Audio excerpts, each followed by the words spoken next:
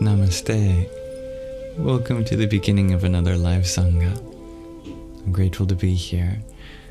I trust you are feeling as well as you can be in this moment.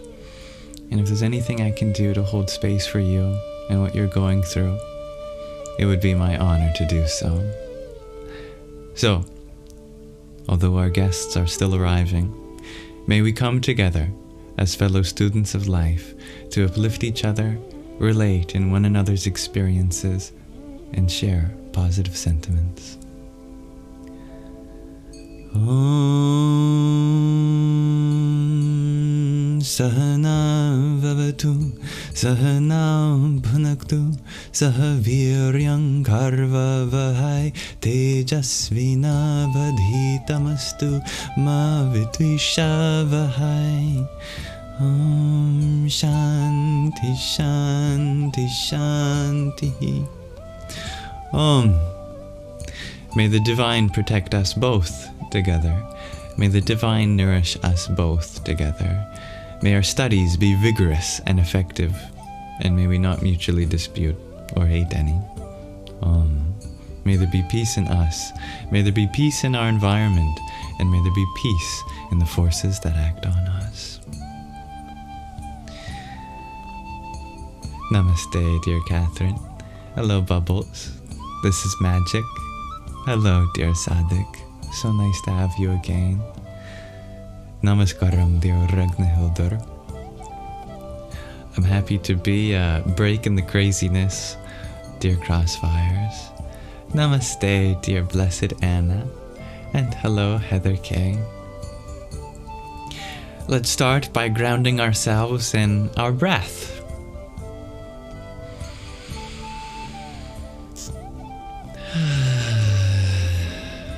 Deep breaths are always good.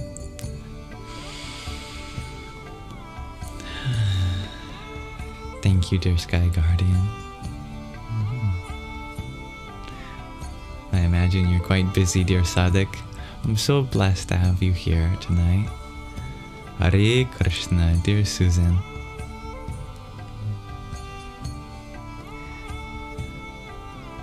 Is that so? Every day I get a little bit more blissful. There's an infinitude of it to discover. I look forward to connecting with each other here.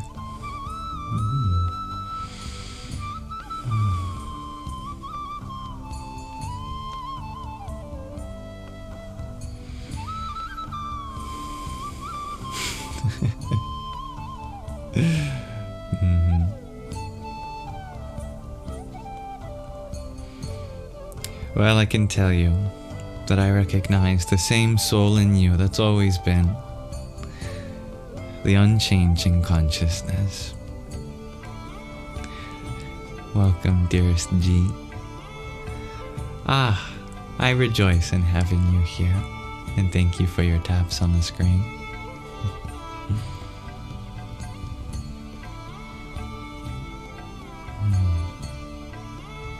So, I'd love to know how you are all feeling at this moment. If there's anything I can particularly attend to, let me know. No matter what you're going through, your feelings are always a valid expression of where you are right now. I hope to honor that. Thank you, Ragnhildur, for sharing the live. Hello, Scott. Hello, Claudette. Dear Crossfires, you point that the energy is high in the world tonight. Well, it's the new moon, isn't it? Lunar New Year? Year of the Snake.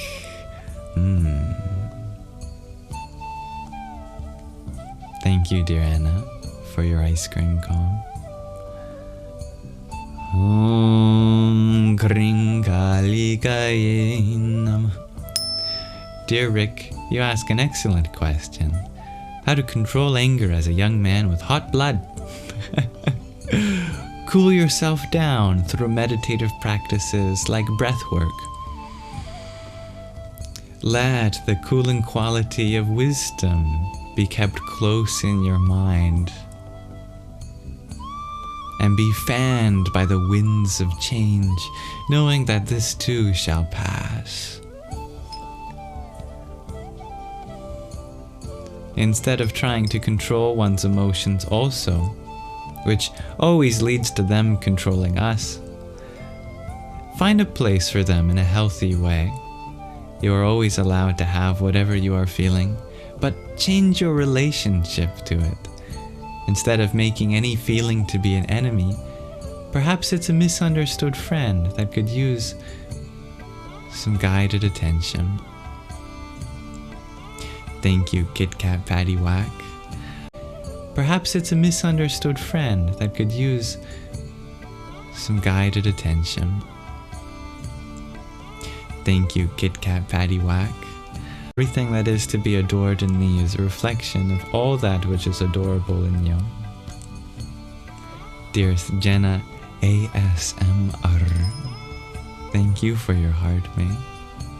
Hari Om Tat Sat. Thank you, Magdalene Priya, for sharing the live and being here. And you too, dear G. Heather K, you've had a few weeks of kidney stones and feeling less rough. I'm sorry to hear about such hardness within you. I trust that there is a tender and soft part of you which is coming out through releasing of these things.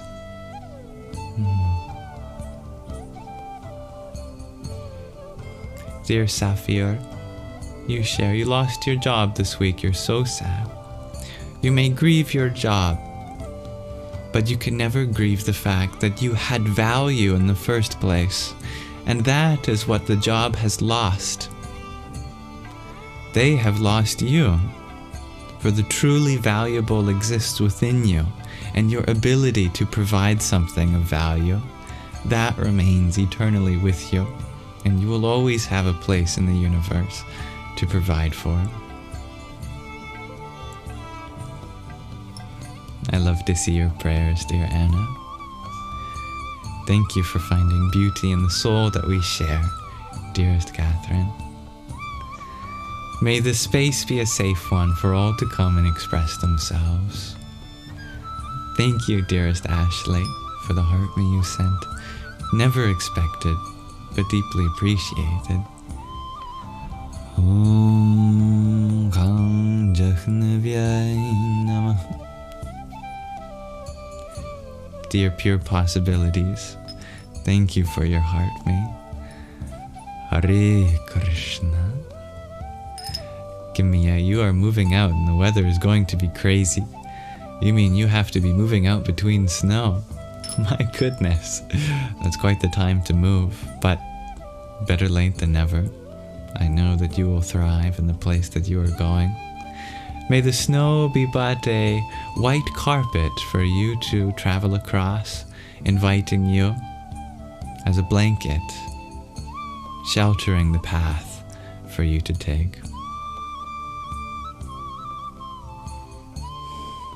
Thank you, Andreas. All the beauty that comes from me is not from me per se, but from the life that we're all a part of, and I get to share that with you and not claim it as my own.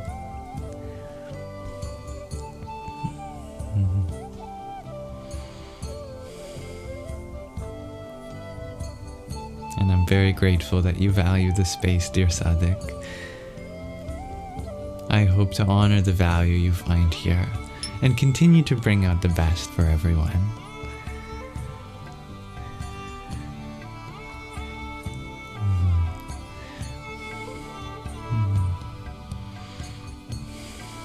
Welcome, dear Gabriella. Thank you, Sattvic, for the heart me. And Gabriella, for your heart me too. Om Kamalyar Mahakalikaye Namah. Hello, dear Chloe.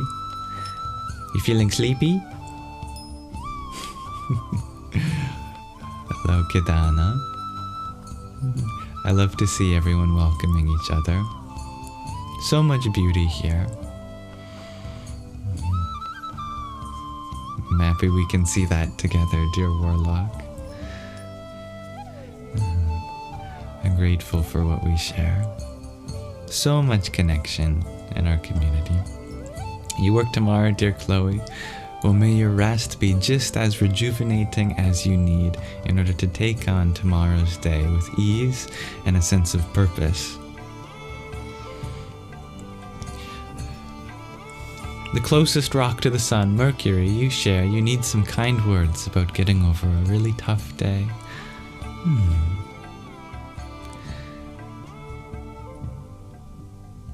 You are a gift to this world.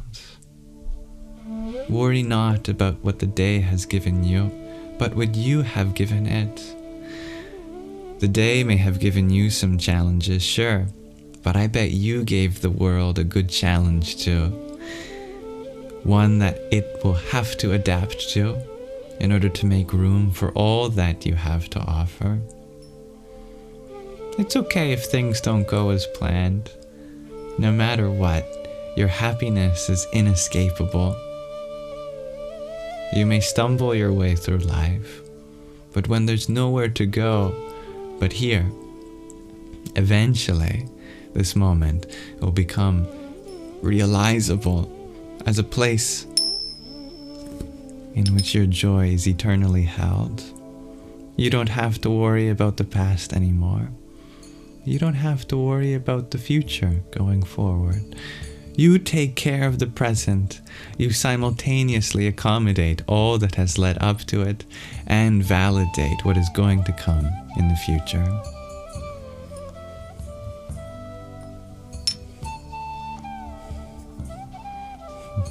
Thank you, dear Wickert Farm Creations.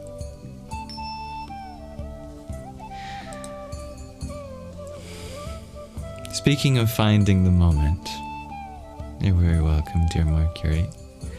Let us continue reading from another chapter of The Journey Home. An autobiography by an American Swami. Today we begin the 9th chapter. Not before we show some pictures. We've reached another place in the book with some illustrations, so let's foreshadow our journey to come by looking at some of these images. Here we have on the upper left, Swami Ban Maharaja, founder of the Institute of Oriental Philosophy. Various inspirations in our author's journey.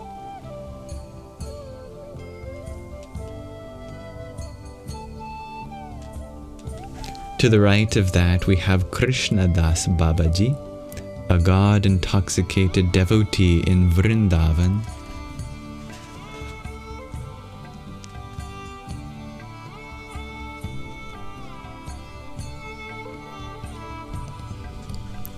To the bottom left of that, we have Shripad Baba, founder of the Vraja Academy.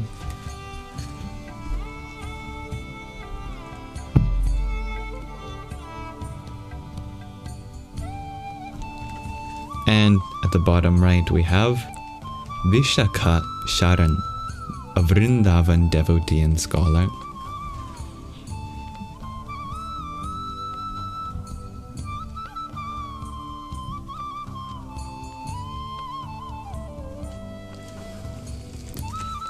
Now on the next page, and hello dear Gregor G.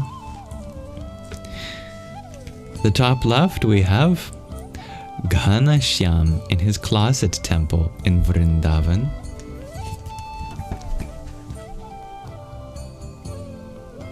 It's beautiful. Here are the deities. I see Krishna.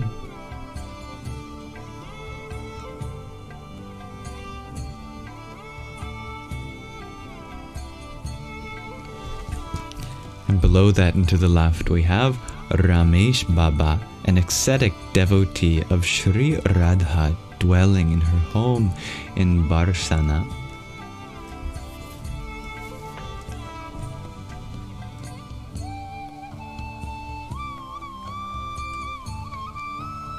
To the right of that we have the Yamuna River in Keshighat, Vrindavan. Or rather, this is the Keshighat in Vrindavan.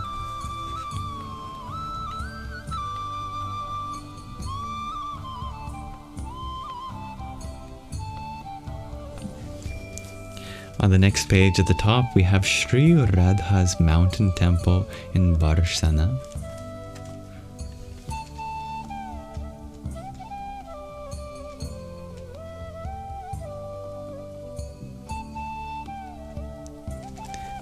And below that we have the Samadhi, a sacred tomb of 16th century Saint Rupa Goswami, Vrindavan.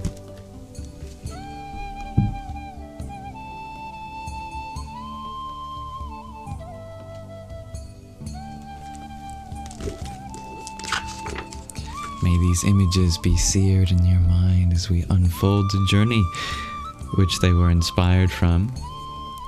Next we have a painting of Radha and Krishna with the gopis, the milk maidens or cowherd women of Vrindavan.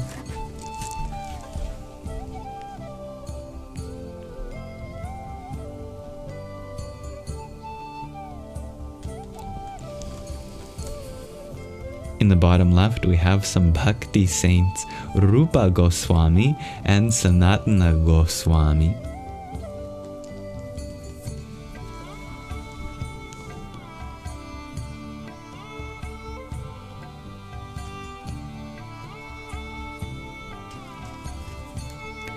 And to the right of that, we have Chaitanya Mahaprabhu, who lived from 1486 to 1533, as the Supreme Lord who incarnated as the Avatara of divine love.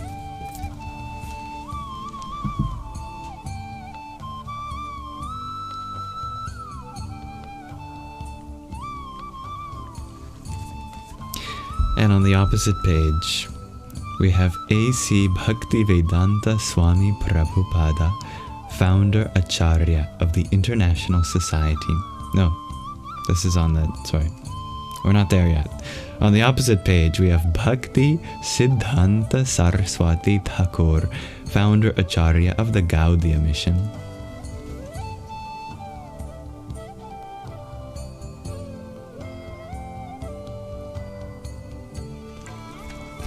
And then on the opposite page, we have A.C. Bhaktivedanta Swami Prabhupada, founder Acharya of the International Society for Krishna Consciousness and the author's guru.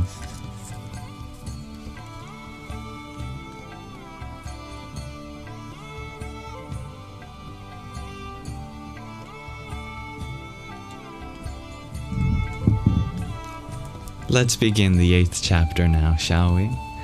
May this reading relax your mind and awaken your heart. Our bus passed through a vast desert spotted with villages of earthen huts. We watched caravans of camels winding across the plain. The camels carried heavy bundles but strutted forward effortlessly, their long necks moving slowly back and forth in perfect sync with every other limb. In the heat of the sun, nomads, their heads wrapped in turbans stained white by the sun and sand, rode on the camels or paced alongside their trusted animals. Here, under the clear skies of the Iranian desert, was a lifestyle completely foreign to my own. I felt I had gone back in time. As the sun rested in the western horizon, the starlit Persian night made its entrance, so still and quiet that I dozed into a dream. Opening my eyes minutes later, I was blinded by a flash of light. Neon signs outshone the stars: Mobile, Shell, Exxon, Texaco. It seemed we had accelerated through centuries in mere minutes, as if the bus had become a time machine. Everyone but the driver and I were fast asleep. We had reached the outskirts of Tehran, where the Shah of Iran had rolled out the red carpet to welcome foreign oil companies. From where I sat, the city appeared as a neon-lit island floating in a sea of ancient deserts. In Tehran, some traveling companions brought Jeff, Ramsey, and I to a hotel frequented by the Western youth. With each step we climbed toward our room, The pungent scent of hashish grew. Hippies from England, Germany, and California were passed out in their beds, while others sprawled on the floor. The iron butterflies, quote, "Inagada da vida," unquote, blasted through stereo speakers. Everyone was stoned. One young man, his scraggly blonde hair scattered over his face, staggered up to us. "Hey, brothers, welcome home," he slurred with a half-shut, bloodshot eyes. "Get hip and get high, man. Just be cool and blow your mind." He sucked heavily from a hashish pipe and held it out. "Take a toke." On the tables lay several balls of hashish the size of softballs. People in the room continually tore off chunks to smoke or eat. Although we were open to such experiences, this was too much. Ramsey expressed our shock. "Hey God, there's capital punishment for possession of a gram of hashish, yet you mates have kilos lying around in the open." Jeff chimed in. "Are you guys crazy? Smoke is bellowing out your door into the hallway. You could be killed for this." A hippie sprawled out on the floor, turned and yelled, "You're a bummer, man. Get out of here." A disheveled blonde girl shoving potato chips into her mouth and chewing wildly chided, "What's with you? Are you straight or something?" "Don't be paranoid, man," slurred our host, puffing his pipe. "Either be cool or get off my cloud." The three of us looked at one another in disbelief. Jeff muttered, "We've got to get out of this place." The warning of the U.S. State Department was etched in our minds. As we hurried down the stairs, we ran right into 3 policemen on the way up. It struck me that these hippies really were on a cloud, and it appeared there might be some thunder and lightning coming their way. It was in Tehran that I quietly studied the followers of Islam. Religion was so much a part of their everyday lives and seemed to inspire such beauty in their spirits. I was inspired to see the spiritual integrity of ordinary, God-loving Muslims, but shook with trepidation on encountering those who practiced extremism in the name of that religion. Seeking the essence of the world's religions, I hoped to better understand. Journeying across the Iranian countryside, we came to Mashhad, a place of pilgrimage for Shiite Muslims. You can tell me if I can pronounce that better. Here I expressed my wish to spend some time alone, so Jeff and Ramsey agreed to travel ahead to meet me in Kabul, Afghanistan. I must have been a peculiar sight. A young American with hair draped down his back, wearing a turtleneck and pinstripe jeans, and sitting alone in front of a mosque, intermittently reading the Quran and meditating. One man observed me from a distance and, taking interest, wandered over to where I sat. A tall fellow of about 40, he had clear brown eyes and a fair complexion, and wore a spotless white robe and turban. He bowed his head respectfully. "Sir, allow me to introduce myself. My name is Ibrahim. I am a resident of the holy city of Mashhad." I extended my hand to him. "You appear to be interested in my religion. May I speak with you?" After inquiring about my life, he agreed to teach me about Islam. Just outside the magnificent tomb of a saint, we sat on 2 small rugs to study. He looked to the sky and spoke in a deep voice. "Almighty Allah has sent you to me at this sacred time and place. Within this shrine is the burial place of the saints Imam Reza and Harun al-Rashid." Again, you can tell me if I can pronounce that better. "And thousands of pilgrims are now in Mashhad to observe the holy month of Ramadan, the 9th month of the Islamic calendar."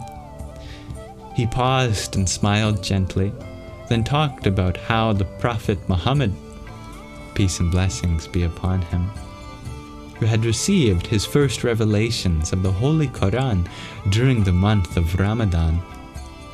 In a cave, Gabriel, the merciful messenger of Almighty Allah revealed the Holy Quran to the Prophet to bring peace to all sentient beings.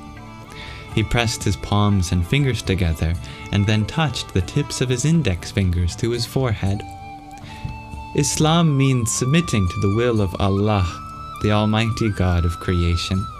Please hear as I explain our teachings and practices. Soon, a crowd of staring pilgrims encircled us. I was no ordinary sight in this neighborhood. Ibrahim kindly escorted me to the library room in his home. I found him to be a liberal-minded scholar of scripture, and he seemed to practice the tenets of his faith sincerely, with generosity and kindness. He removed the Holy Quran from a shelf filled with old Arabic and Persian manuscripts and recited a passage of invocation. Then, raising his outstretched palm to the heavens, he began, Islam teaches that there is no God but the one God, and Muhammad, peace and blessings be upon him, is the messenger of God. God revealed his word for mankind to Muhammad, peace and blessings be upon him, and other prophets, including Adam, Noah, Abraham, Moses, and Jesus. Muhammad, peace and blessings be upon him, is the last, or the seal, of the prophets. Thus, his preaching for mankind will last until Qiyamah, the day of resurrection. He went on to explain how Almighty Allah had sent angels to the earth to help prepare the faithful for the day of judgment, when they would meet their fate in either heaven or hell. He said that Muslims believed that the main written record of revelation to humanity was the Quran, the final revelation of God to humanity.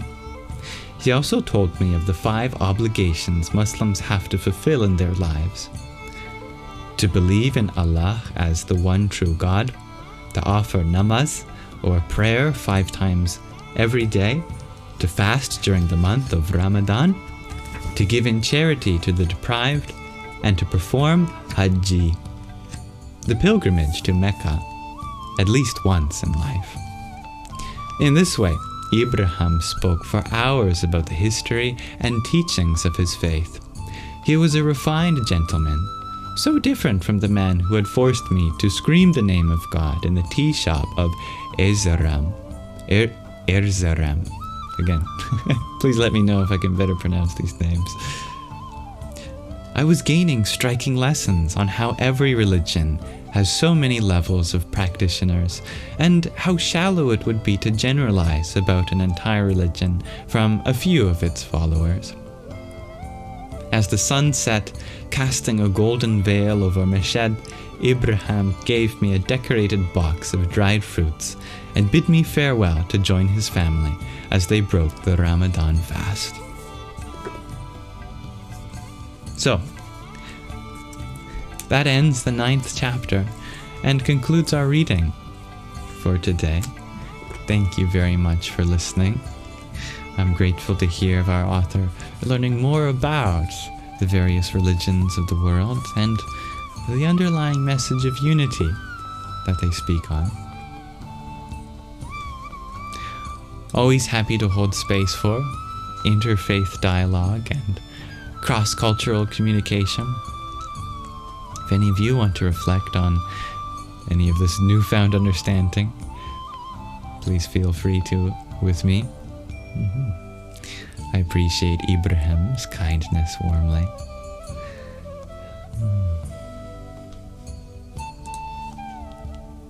This will be the end of our Shravana section of our live stream, dedicated to listening from new perspectives. Now let's transition to Manana, for now we can process our experiences.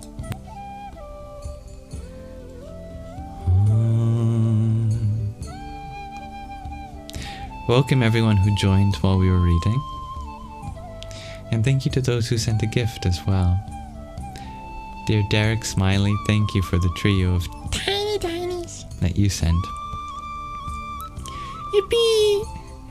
And dear Talita, thank you for your heart me. Om Kring Kalikaye Namah Is that the mantra that you thought sounded like your name? If not, I'll try to go through all the mantras tonight. And if any of them does, you can say that one, and I can tell you more about it. Dear Dob Darker, thank you for your heart me. Om Dum Durgaya Namah. Dearest Marcy, thank you for your heart me. Ram Ram. Neongelo Pack, thank you for your flowers. Hari Om Tat Sat. Jocelyn, thank you for your half a dozen roses. Om Sum Suryaya Namah. Dear BLXK, thank you for your heart me. Om Harim Namah Shakti Shivaya. And Sattvic, thank you for your tiny Yahoo! We'll go through all the mantras? Asks Gregarji. Yeah, every single one. Yeah, we might be here until the end of the universe, but we'll take our time. We'll go through it alphabetically.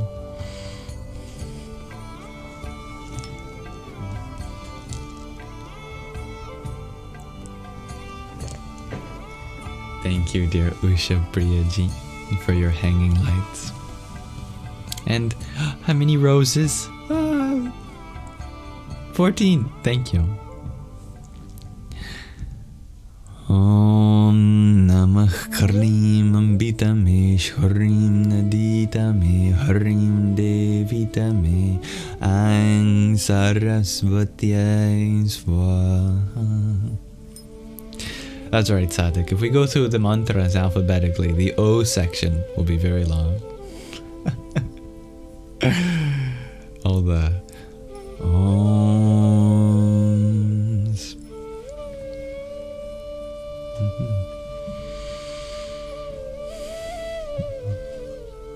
I love your giggly nature, dear Anna. You're always laughing. I'm happy to make you laugh. When life gets too serious, we suffer. Always happy to be comedic relief.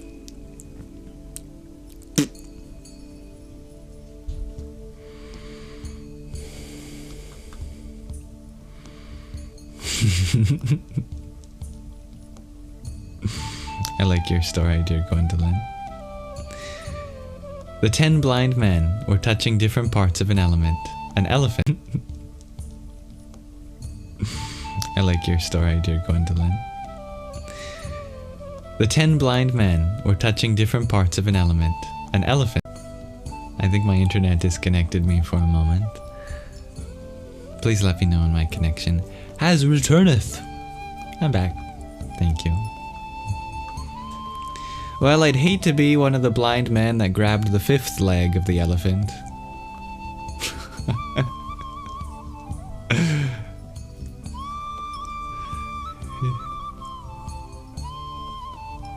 Dear Pulla, this is the first time I'm hearing about such news. If you could fill me in, I'd be happy to help process any feelings for you. I'm sorry for being ignorant of some disaster. If there's any way in which we could hold space for anyone who might be affected, absolutely, I invite that here.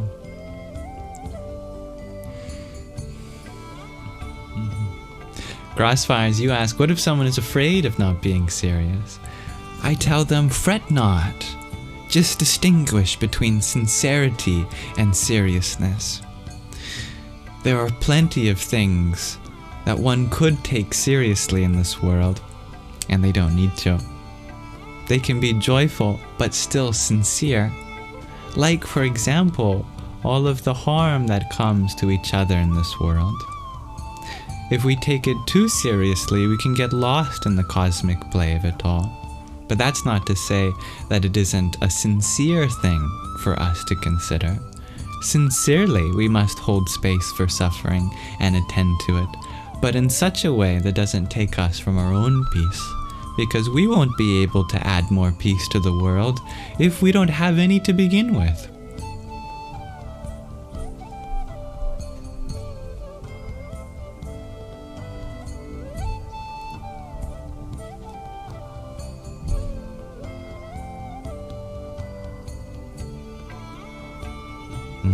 I see, dear Pula. There was a mid-air collision where a helicopter had collided with a small jet, losing the lives of 70 just near this DC. Well, thank you for sharing that. This is the first time I'm hearing of that.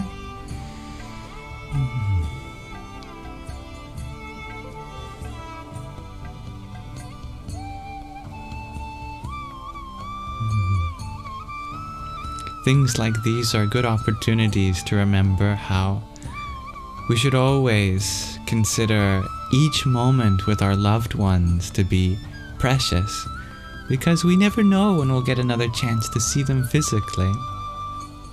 There are many families that I'm sure that are grieving right now, and we can be there for them in empathy so that they don't have to hold that pain all by themselves. One thing that is very inspiring about the aviation industry is that they take their disasters very sincerely. And every time something like that happens, a whole new set of investigations and protocols are gone underway, and it gets safer and safer every year.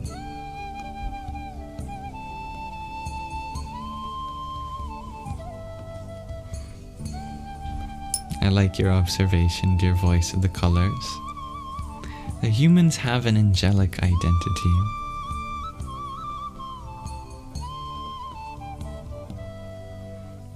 You like the music tonight, dear Gwendolyn Priya, and Gregorji is very fun, indeed.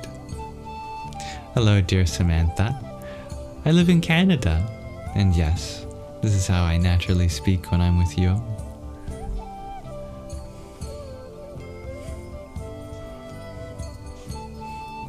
Thank you, dear Kist, for the rose you had sent. Om Ham Jum So Namah Shivaya. Dear Painted Russells, thank you for your flowers too, and for being like a flower in the garden of life yourself. Radhe Radhe. Yes, dear Sky Guardian G, I do still have my old phone.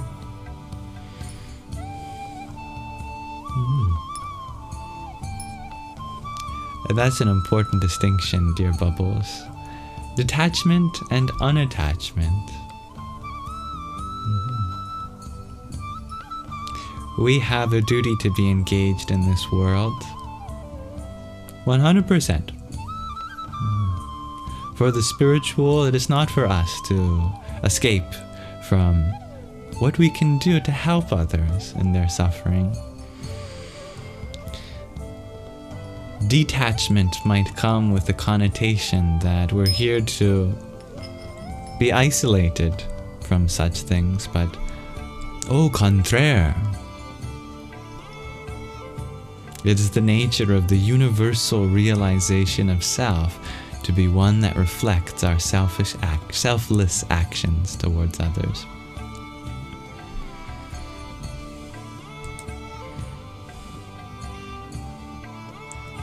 And thank you, Hilda, for finding calmness in this space.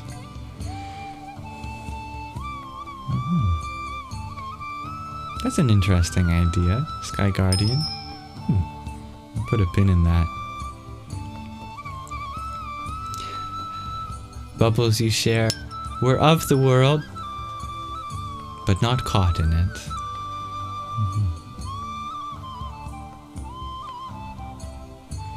Sattvic, you ask, is it possible to care for or about someone without them making you sad when they say bad things to you? Nothing can change the tenderness of your heart The fact that you are open to what they have to say just proves how much you care about them. This is something we can't avoid. But there are ways to mitigate that. And the one-word answer in Sanskrit is karma yoga. In Sanskrit, it's one word. In English, it becomes two, karma and yoga. Karma yoga is the philosophy of action that says, we are entitled to our actions, but not to its fruit, its phalam. Make peace with whatever outcome may come beforehand. Your duty is not to create any outcome in particular. Your duty is only to serve. But that's not to say you can't ensure the sanctity of your role of service is respected through the setting of boundaries. For example, if you provide care for someone and they say something mean to you in return for whatever reason, you can share that feeling with them, how it makes you feel in return. You can point out, when you say so and so, it makes me feel like this, and would it be okay if we could ask for this compromise together? That's another thing. When we are awakening into our own enlightenment, we do not take less shit. I think people might gain the impression that an enlightened person just takes shit from everyone. Which is certainly not the case.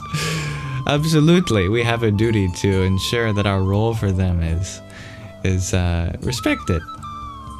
Such a precious thing. It helps be a channel for how we can provide care without that care being abused or taken advantage of.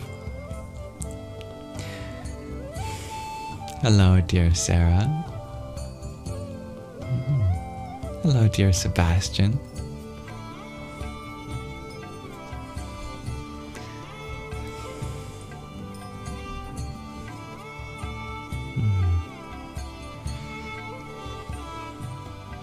Dear Kimia, grieve not, for the connection you have with your mother is something that transcends even the distance of the whole universe. Dear Light Warrior, you ask, when does the new cycle begin? I like what Bubble said, no time like the present. Everything that has to come is already unfolding now, even 1,000,000 years from now. If you pay close enough attention to the present, it's all here, and a subtle sage is able to see the unfolding of the stream of truth that is here now. That's right, dear deep value options. The third eye is key to the enlightenment.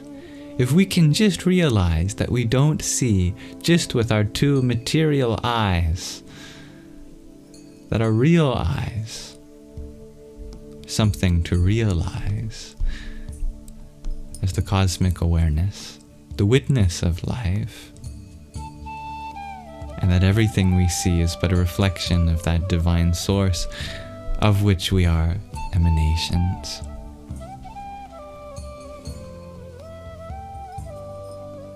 And thank you, dear Gwendolyn Priya, for your trio of finger hearts. Om Tham Namaschandraya. The present moment holds everything, the totality of all history, and the completion of future mystery.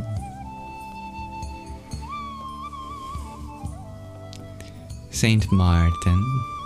Hello. You ask, how much do I read, meditate, and study each day? I read all of your messages. I meditate as I speak with you, and I study from the experiences that you share with me. Thank you, Ragnhildur, for the swan you sent. May we be reminded that we are like the swan, that we don't have to be lost in the ocean of material existence. We can swim, float on the surface, or even fly high above. Thank you, dear Marcy, for your rose. Om Kanjahnavya Namaha. Start again. You ask, how can we love ourselves authentically without loving our ego self too? You have to love your ego self too. If you don't give love to your ego, it will become even more limited in its worldview. Love is the ultimate grower. Wherever you shine your love, it grows like a magical watering can. Just by showering the water that comes from the magical watering can, does that flower blossom. The problem is not in having an ego, it's in having one that's so shallow and small that it doesn't encompass all of life. If we can bring love to our sense of self, understand its limitations and grow beyond them, then we can take that as a tool, an instrument for more love, and have that reflect the self that is within everyone. The thing about the word ego is that it's used in many ways. It simply means to me as the sense of self. Your sense of self is only ever going to be a finite expression of the infinite being that we are a part of. But that doesn't mean we can't get it closer and closer, asymptotically, to that infinite truth. Every day, if we can etch away at another dimension of life to open up to, we can expand, both inwardly and outwardly, to encompass more diverse expressions of the life we are part of. Thank you, Marcy, for your rose.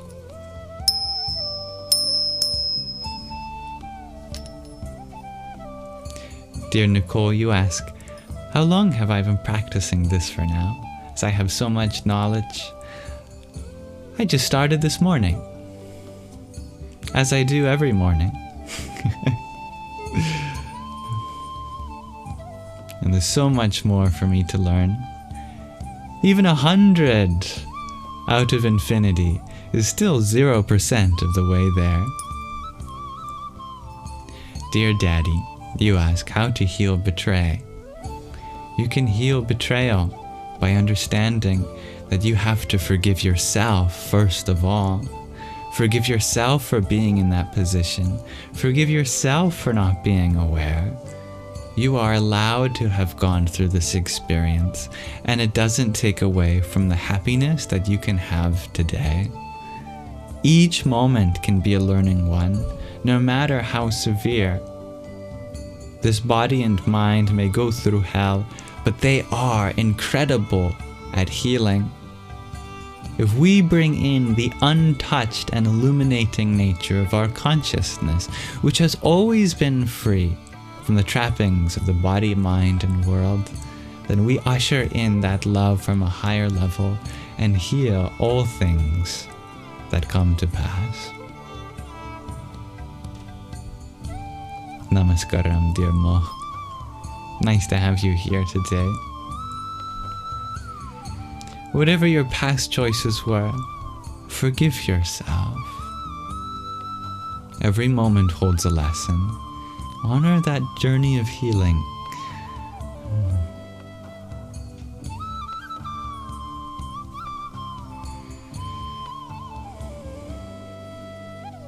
Sattvic, you ask, is it wrong or unhealthy that you have never gotten over any person you've lost, no matter how long ago? Not at all. We never truly lose the love we have for others, nor does their absence truly ever go away. We grieve eternally. The pain doesn't go anywhere, but we learn to hold more space for it, and our heart grows and expands, and soon there becomes more territory for love to find its way again.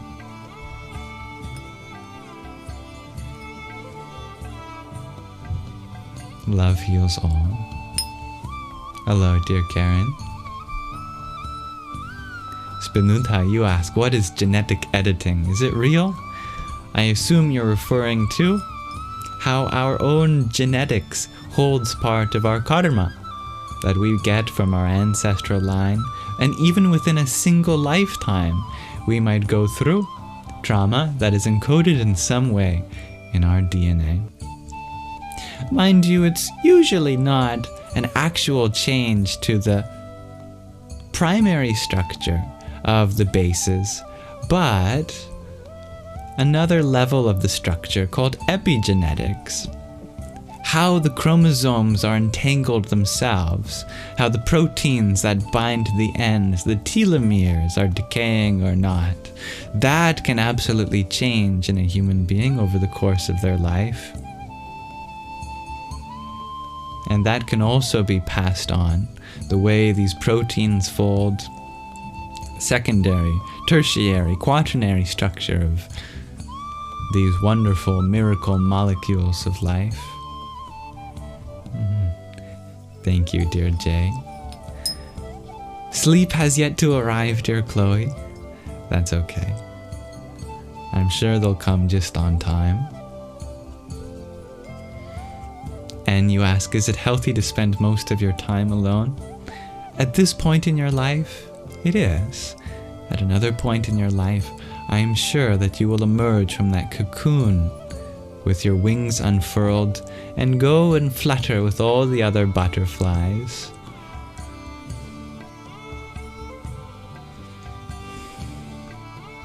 Thank you, Sattvic, for your team cheers too.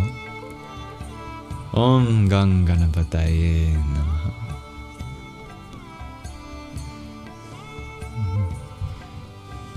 Welcome, Yeti. Moh, you ask what I think about the Kumbh Mela festival. You want to go, but you can't right now. That's okay.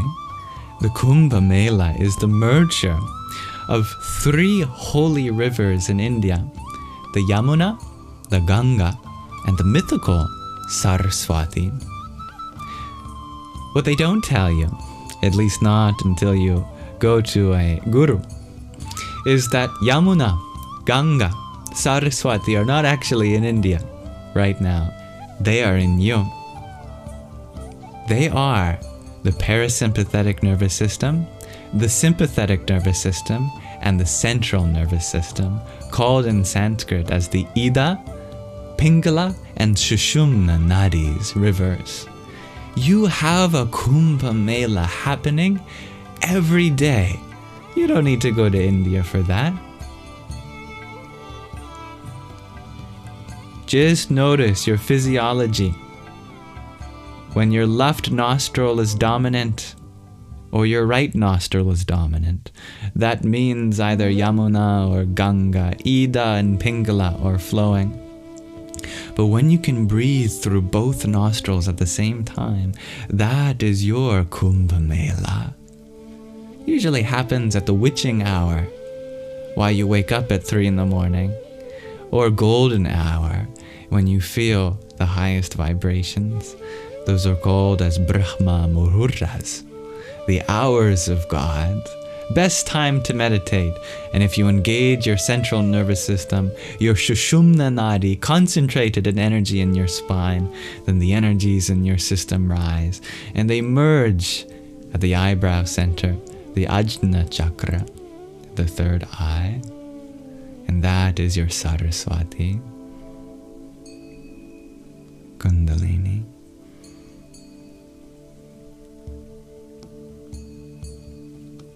Thank you, brave Bella, for the finger heart you sent. Here's one for you.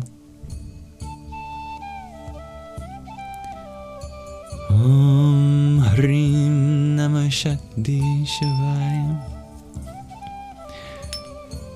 Dear Spanudha, you ask, what do I like and don't like about communist philosophy? I am not one to point out dislikes. That is something for me to grow in. If there's anything I dislike, I choose not to see it as a personal preference, but as something that I need to grow in still. what I like a lot about the communist philosophy, though its limitations are certainly a room for conversation at another time, is that it inspires us to be more communal. It's in the word. Communal means realizing that society is all about coming together. It's about sharing our resources. Whether that will happen effectively in this lifetime or not is up for our generation to discover. Her Royal Highness Zeni, you share sometimes when you pray or meditate, you feel a bit dizzy. That can happen, especially through concentration on your breath. Make sure that you don't overdo it and that you're getting enough oxygen. And maybe not too much either. Breathing at a rate and rhythm which feels natural for you. Good night, dear Gwendolyn Bria. May you have a wonderful experience with your friends. Dear Karen, you ask, with all I have learned and know, am I able to apply and really truly live with myself? That's a question I ask myself every day.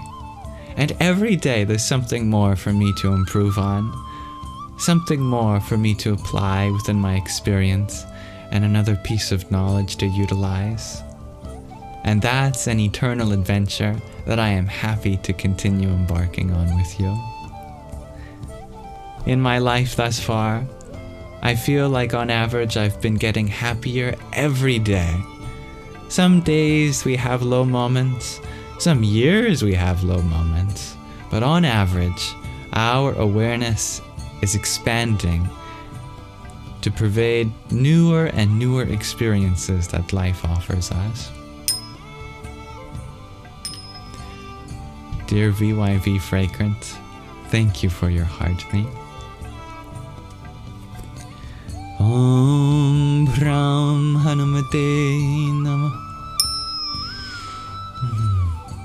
Tattvamasi, thank you for your quintet of roses. Hare Krishna. And Gina, thank you for your rose.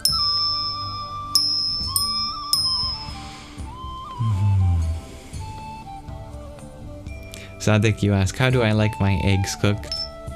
Well, before my body naturally grew away from eating tamasic foods and towards sattvic foods, I would like, what's it called? Little soldiers, where you take toast and you dip them in. I found that to be very delicious. But over time, my body has naturally grown away from eating animal products, and I find a lot of happiness and health through a sattvic or a yogic diet.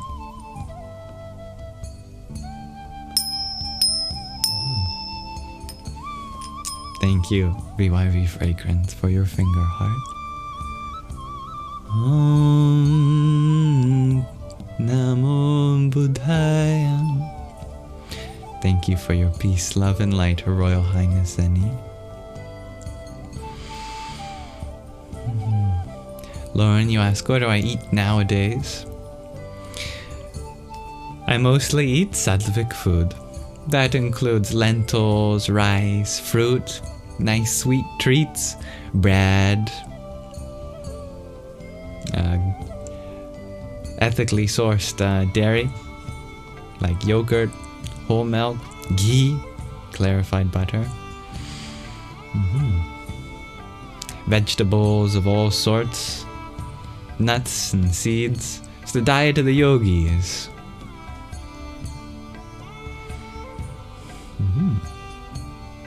Sattvic. All things in material existence come in three energies: tamasic, rajasic, and sattvic. Rajasic is the energy of creation. Tamasic is the energy of dissolution, finality. But sattva is the energy of maintenance, of preservation, of balance. And food comes in those three forms too.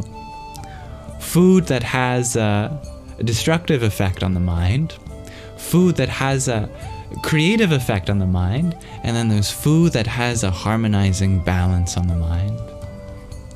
And the yogis strive for the third option.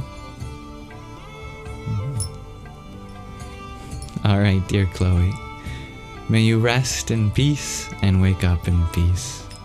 And hello, dear Muse. But if you continue on the spiritual path, I guarantee that you never have to make a dietary decision. It is just a natural consequence of your own unfolding. Just pay attention to the relationship between your body and mind, and you will make the right decisions. I have a question of the day for you all, if you're interested in exploring it together. Today I wonder, what is our responsibility to the universe?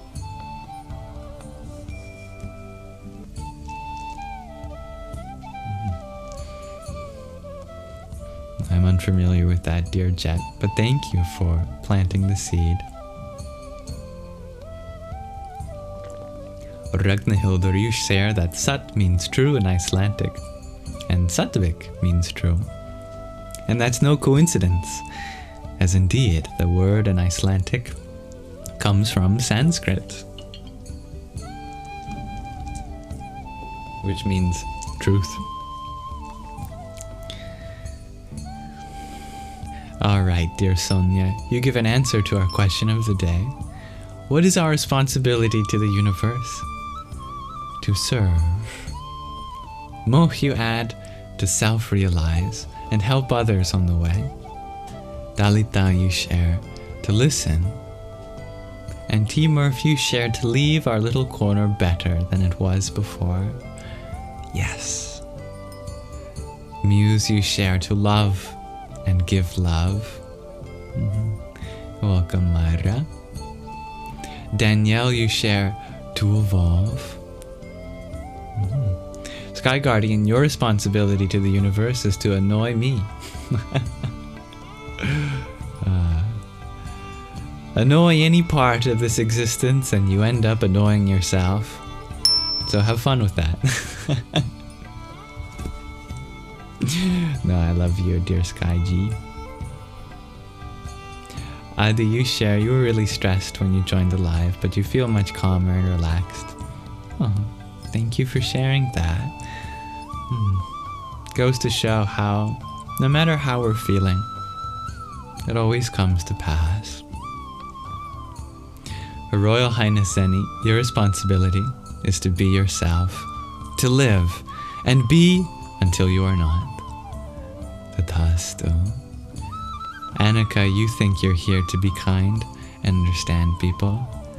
I love that. And if you make that your simple determination every day, I know you will succeed. Jet, you add, to understand connection.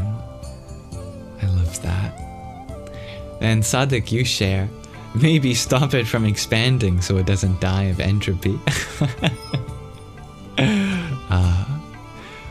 To you, entropy may seem like a death, but to me, it is life itself increasing. I love the journey. You think to love and be 100% ourselves. In the Angelo Pack, you point out our responsibility to the universe is not to possess it, but to love it. And I love the distinction between possessiveness and love, for true love owns nothing, nobody, and only gives freedom, autonomy, and independence. Tatwamasi, you share, to accept and enjoy all experiences. And Bubbles, you share, there's nothing supposed to be done. The fact that anything is done honors it. Daisy, you share, just as a flower would, to grow and be your true self and live by the heart.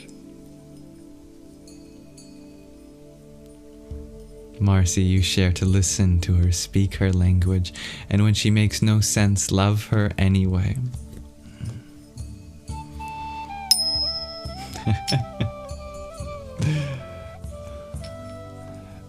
Me too, Spinudha. Sonia, you share love and authenticity. Illust philosophy, you share to learn. And gardening, Gregorji, you share to get other people moving, dancing, working out, brain juices too. All the moves.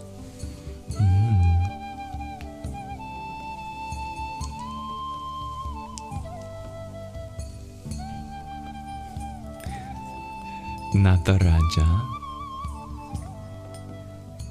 Anna, you share to bring universes a new universe. We are always creators, aren't we too? Dean, you share to acknowledge the ability we have to respond to all that is. Simply be. Neangelo, you share not to control it, but to be in awe of it. And Sarah, you add to contemplate these things. Indeed. Karen, you share we are the universe. So the only responsibility we have is to explore the mystery of being here.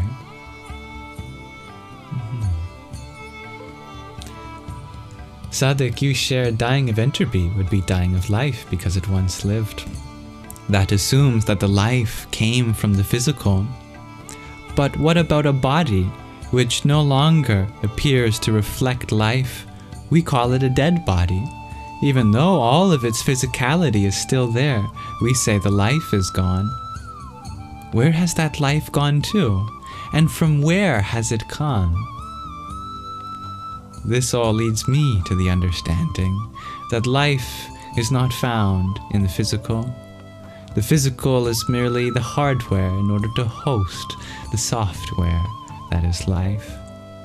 As our universe expands and the heat becomes more and more dispersed, perhaps indeed the forms become less diverse. Though what is stopping that form from restarting another universe at the end of time, with all the life that is there in the form of the eternal consciousness, ready to embark on yet another journey in the cycle of infinite creation.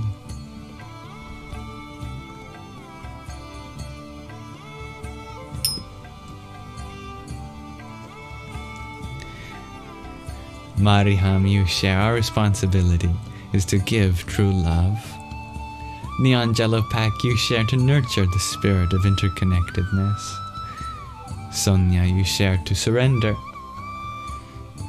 And Mama, you share you want to let go of your inability to trust people and just focus your time on your community. May it be so.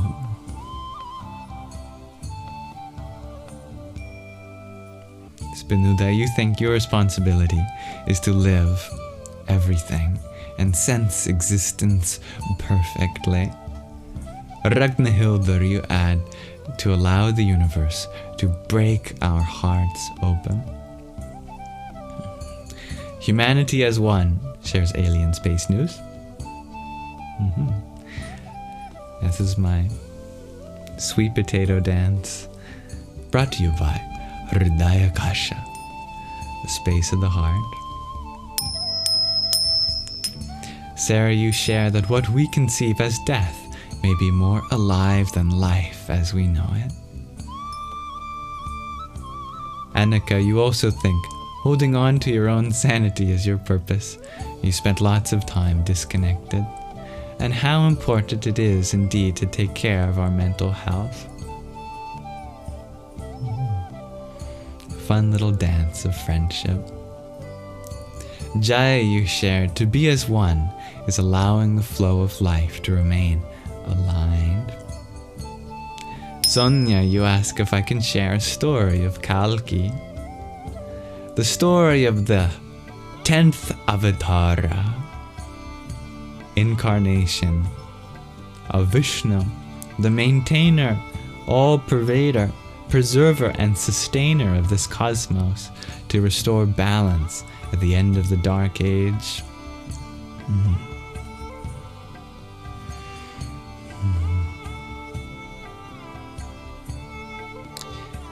You have already met Kalki, for Kalki-ji lives within your heart. The end of the dark age has already begun, and Kalki-ji operates in the form of fierce, undying love. Love that cannot be taken. Love that cannot be stolen. Love that cannot be abused. A love which is so powerful that it makes everything melt in its presence. One day, the flowers had blossomed out of the earth, but a cool wind was approaching, scattering their petals in the breeze. But just as the sun arose on the horizon, the warmth brought balance to the cool breeze, and the flowers shone in their intensity, and in that radiance they understood.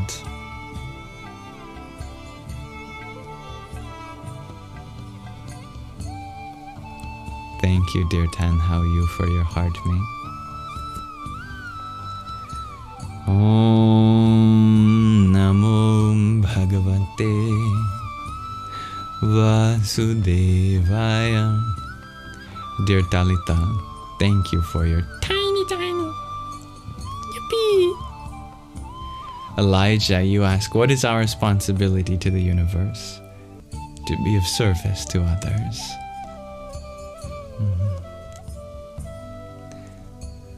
Sattvic, you just had the thought of fasting. That can be a good austerity. Any recommendations on where to begin? You already fast every night. That's why we call our first meal the break of fast. Breakfast. This is true. So if you want to fast more, just extend that. Instead of eating at 7 in the morning, push it. 8, 9, 10, 11, 10. If you need to go back, you can go back too.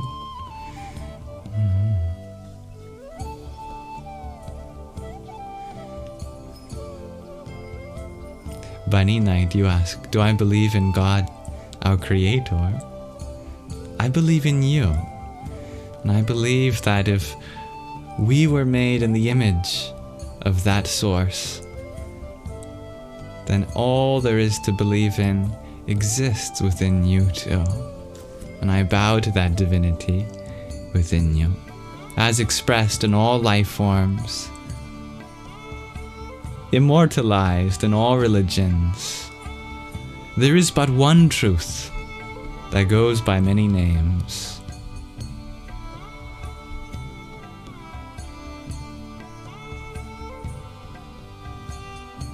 User 663, you share, our responsibility to the universe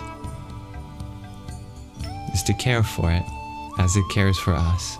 And the better we care, the better it cares for us.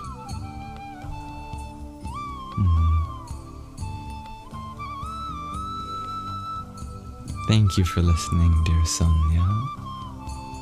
Dear Caleb, you ask, do I have any friends who think I'm too spiritual or positive? Of course, and that's okay. It comes from a good place. They understand that sometimes forms of positivity can be seen as ignorance of the reality of suffering in the world.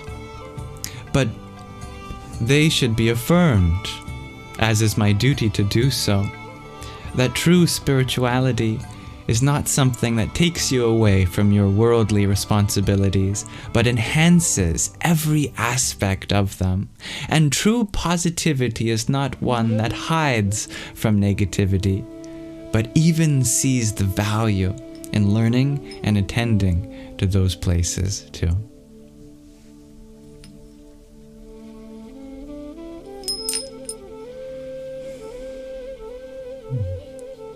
Dear Karen, you ask, what is my vision on this question?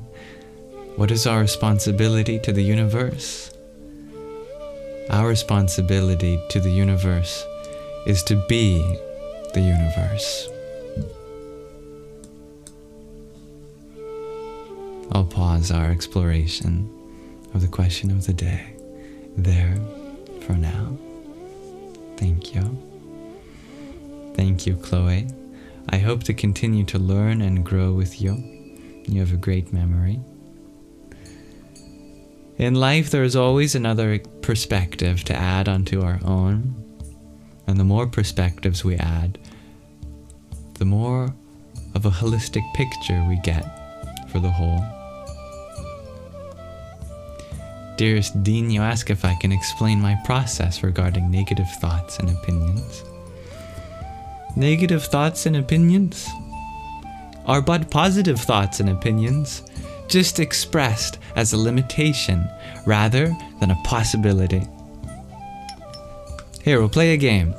You give me a negative thought or opinion, I will reframe it into a positive thought or opinion without contradicting the intention from which it arises to bring us into another awareness. I like this game.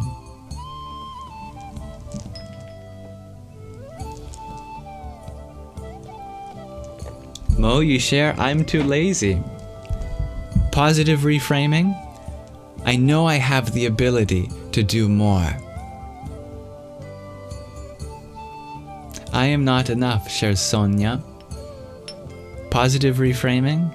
There's always something more that I can grow into. Hello, Marcos. Insecurity about body image, asks Annika. Positive reframing. There is so much more love that I could give to. Hello, Marcos. Insecurity about body image, asks Annika. Positive reframing. There is so much more love that I could give to. Namaskaram, everyone. You're very welcome, dear Mariham.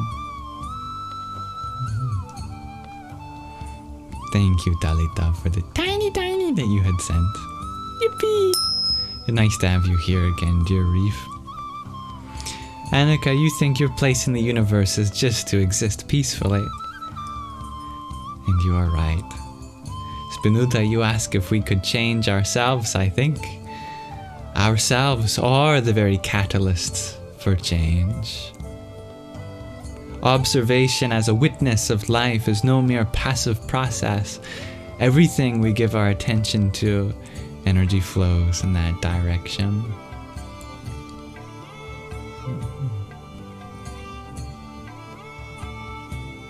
Dear Tatwamasi, you share dad suffering his son's sickness caused by passive smoking when the dad didn't know smoking was bad.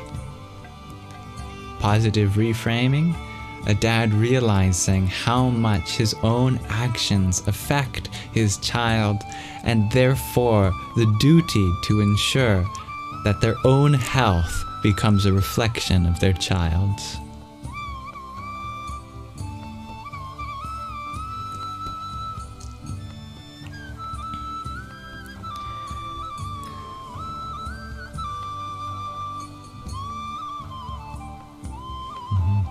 Timur, if you share, my country is falling headfirst into racism. Positive reframed version. The place in which I live has another opportunity for us to rise and stand together, to raise the voices of the minority and show that they have an equal place in our society. Thank you, dear Chloe, for your finger heart. Om Aim Saraswatyai Namah. Dear Reina Priyaji, thank you for your finger heart too. Om Vasudevaya Namah. Annika, you share an addiction to anything really. Positive reframed version. that you know that your energy is so powerful that there is something to explore within any particular facet of life. But you can awaken to the fact that nothing in particular can fulfill you. And so each of these cycles of addiction breaks us free from another attachment so that our energies can flow more universally.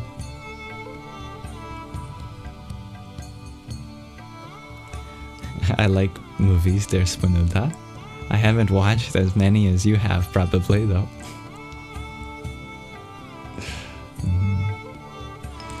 Sky Garden, sometimes you get confused if ChatGPT was trained on me or if I have trained on ChatGPT. Hello, Victoria.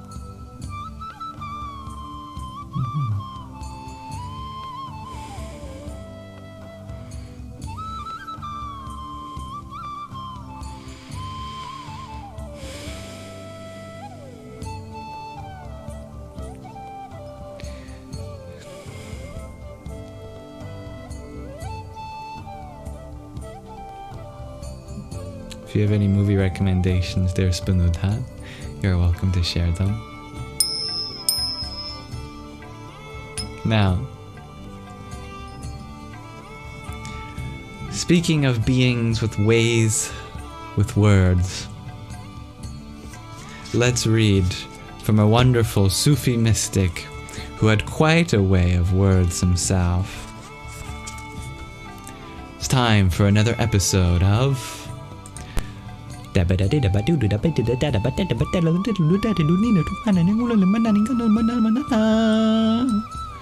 Ruminations. Let's continue where we left off reading. In the Pocket Rumi, we are going through a selection of poetry and ghazals. This poem is called The Drunkards and the Tavern.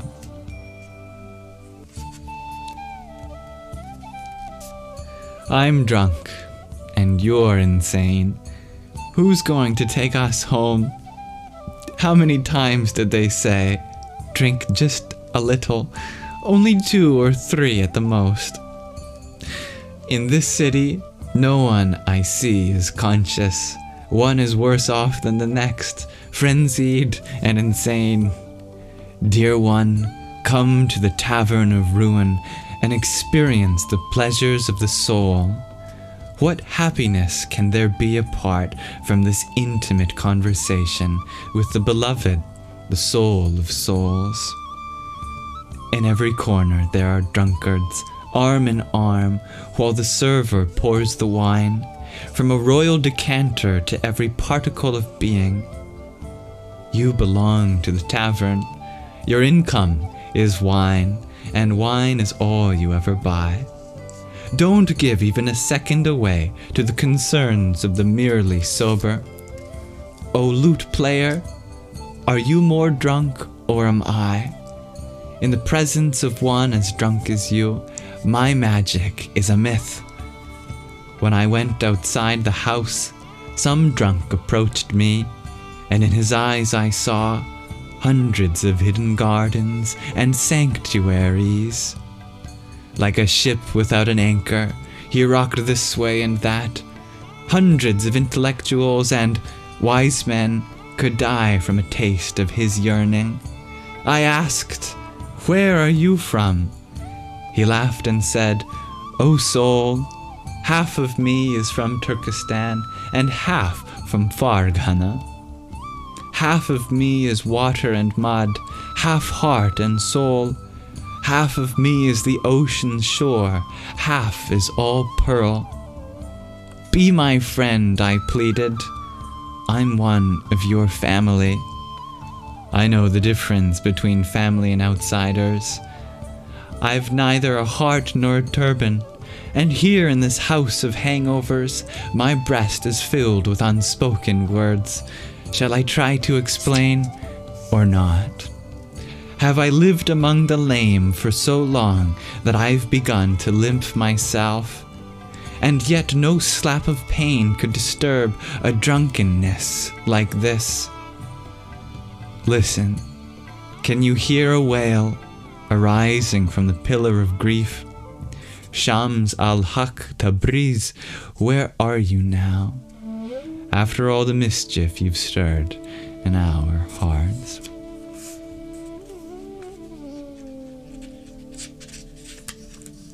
Thank you for listening to that poem by Rumi called The Drunkards and the Tavern.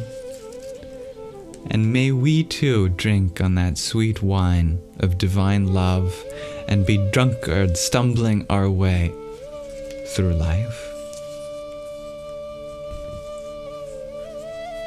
Let us seek connection beyond words. Our divine drunkenness transcends ordinary pain. Grief births profound awakening. Remember the wisdom of Shams and embrace mischief as heartfelt growth.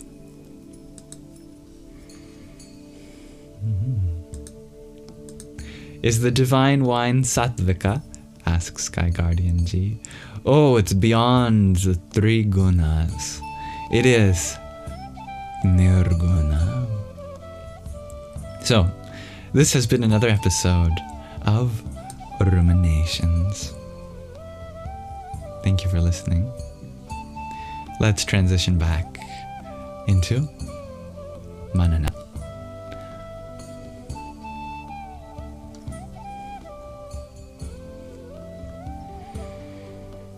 Gregor G, you wonder how much of the Rumi book we have left.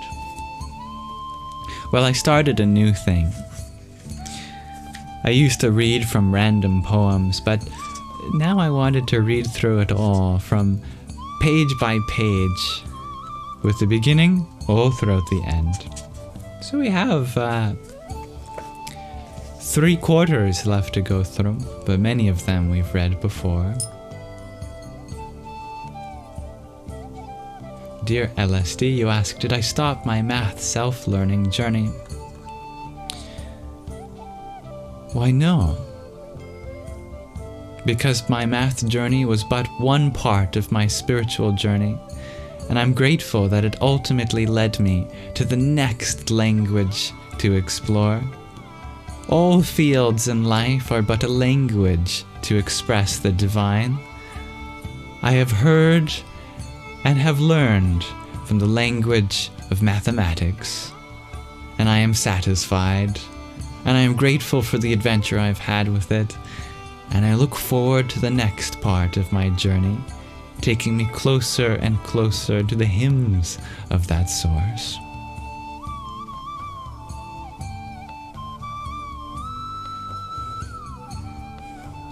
Thank you, VYV Fragrance, for the finger heart that you sent.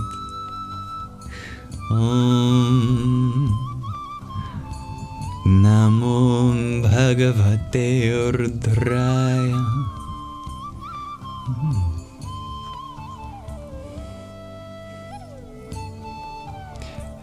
Dear Sonia, I am with you too.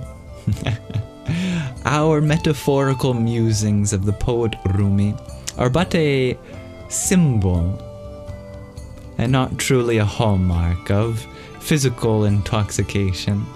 I personally do not drink either, and have found an even deeper intoxication, free from any external substance.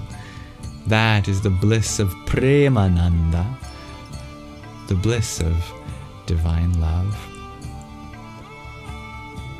Spinudha, you ask, how could you start your math journey?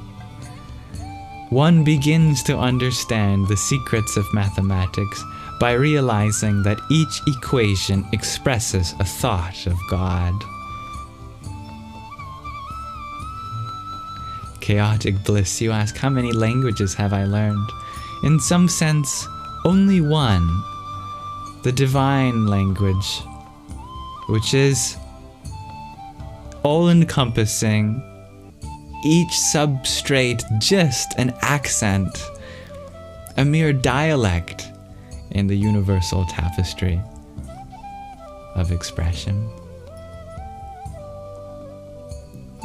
And what's the next one? Asks dear Vittoria. Whatever one you choose to share with me.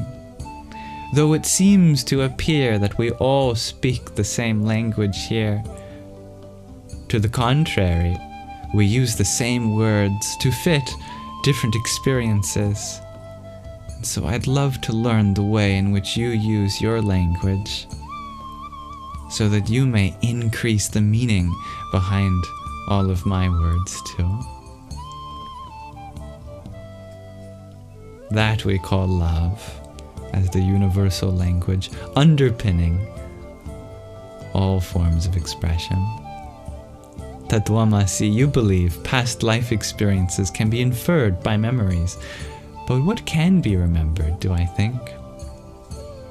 Indeed, in our Sanchita karma, the storehouse of actions from all past lives, we can infer about its extent by exploring what has come to be expressed in this lifetime beyond our choosing. We do not get to choose many things in life. The uncontrollable, that's called our prarabdha karma. Just by studying that, we can learn about the lessons that had gone unlearned in past lifetimes. Hello, dearest Kali. I love that, dear Gregarji. I'm very grateful for the song you did for Pema when we finished reading her pocket Pema Chodra. I would love to see the same for dearest Rumi. I love that. Dearest G, you share, there's no need to drink to dance. Our dancing can be our drink. No, I have not, dear Vittoria.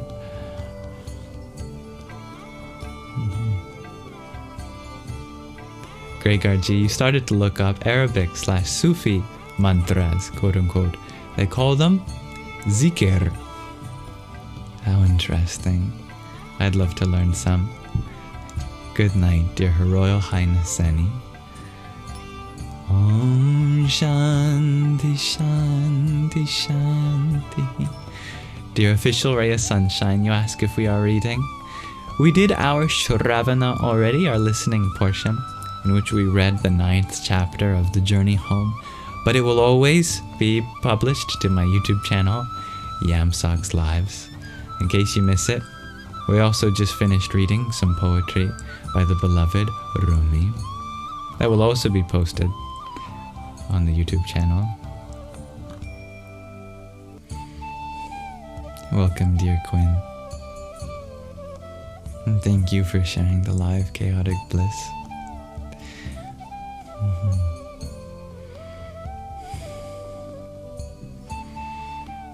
Her Royal Highness Zeni, you ask, what advice do I have for you, someone who struggles with their responsibilities? One can never truly struggle with their responsibilities. The struggle comes from not pursuing their responsibilities. To this you say, how so? There are so many things that people expect of me, and I struggle to meet up with that demand. Ah, but have you considered the responsibility to yourself too? That within your life you have not only other bodies and minds to attend to, but also this body and this mind. If you struggle to meet the demands of others, it's probably because you have another responsibility to attend to, the body and mind of yourself. You must take care of this body, this mind, or it will give you time to take care of it, believe me. It is never selfish to focus on your healing, because if you don't heal, you will only bring more wounds into this life. If you have no peace within you, how can you make the outside peaceful too? In fact, it would be the most selfless thing you can do to focus on harmonizing your inner energies so that you may have a place to draw from to attend to all around you. Hello, dear Jill and Simon Aladdin.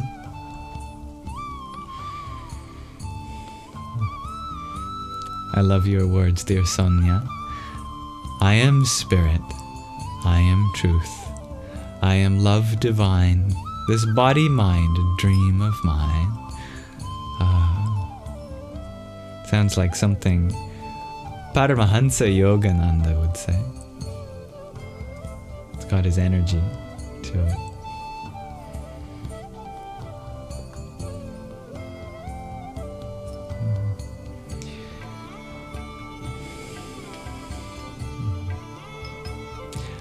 Now, I'm so grateful to have shared this space with you all.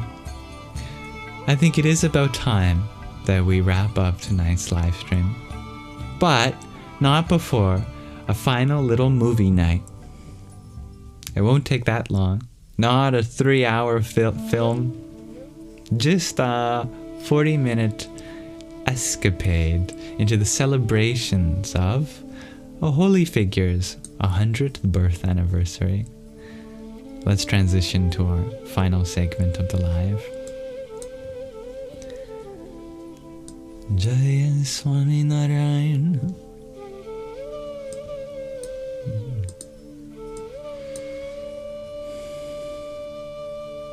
Tonight, let's watch this video that was edited together and sent by Sky Guardian on behalf of his mother, who sometimes watches the Sangha, and asked for him to share this with all of us.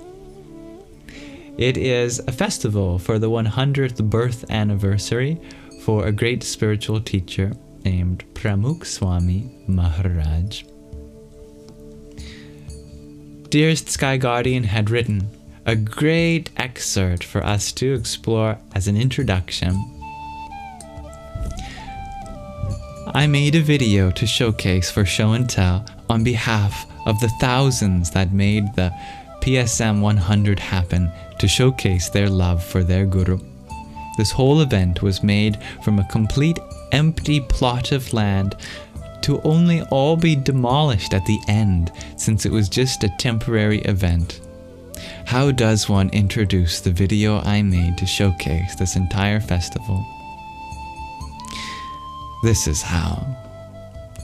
Welcome to the special video presentation created to honor and celebrate PSM 100, a monumental festival made possible by the unwavering devotion of thousands.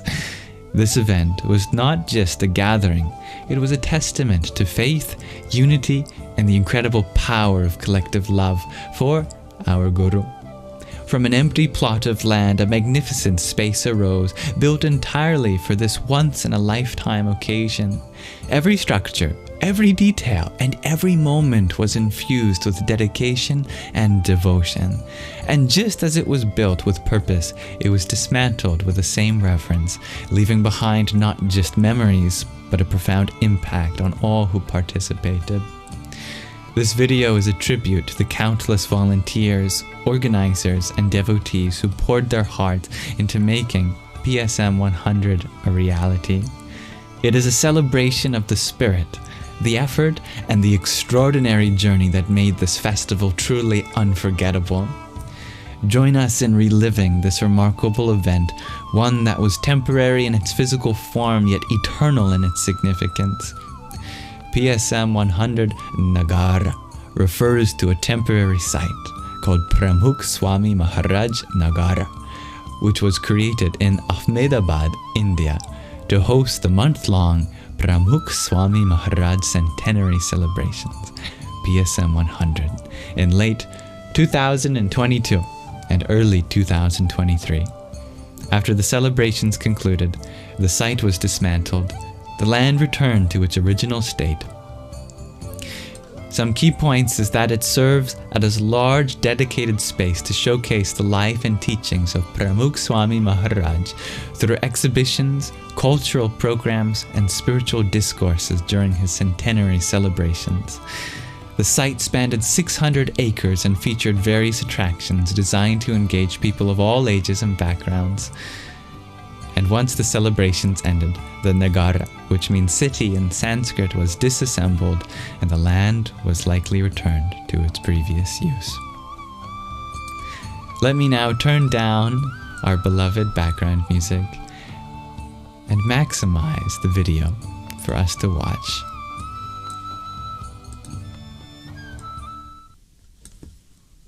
Thank you for your patience as I introduce it and set it up.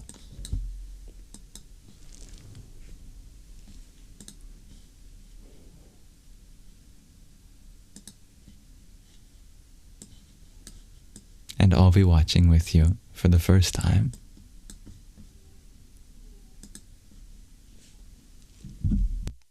શરૂઆત કરી નગરની જમીન સમથળ કરવાના કાર્યની સાથે landscape, electric, પાણી, ગટર,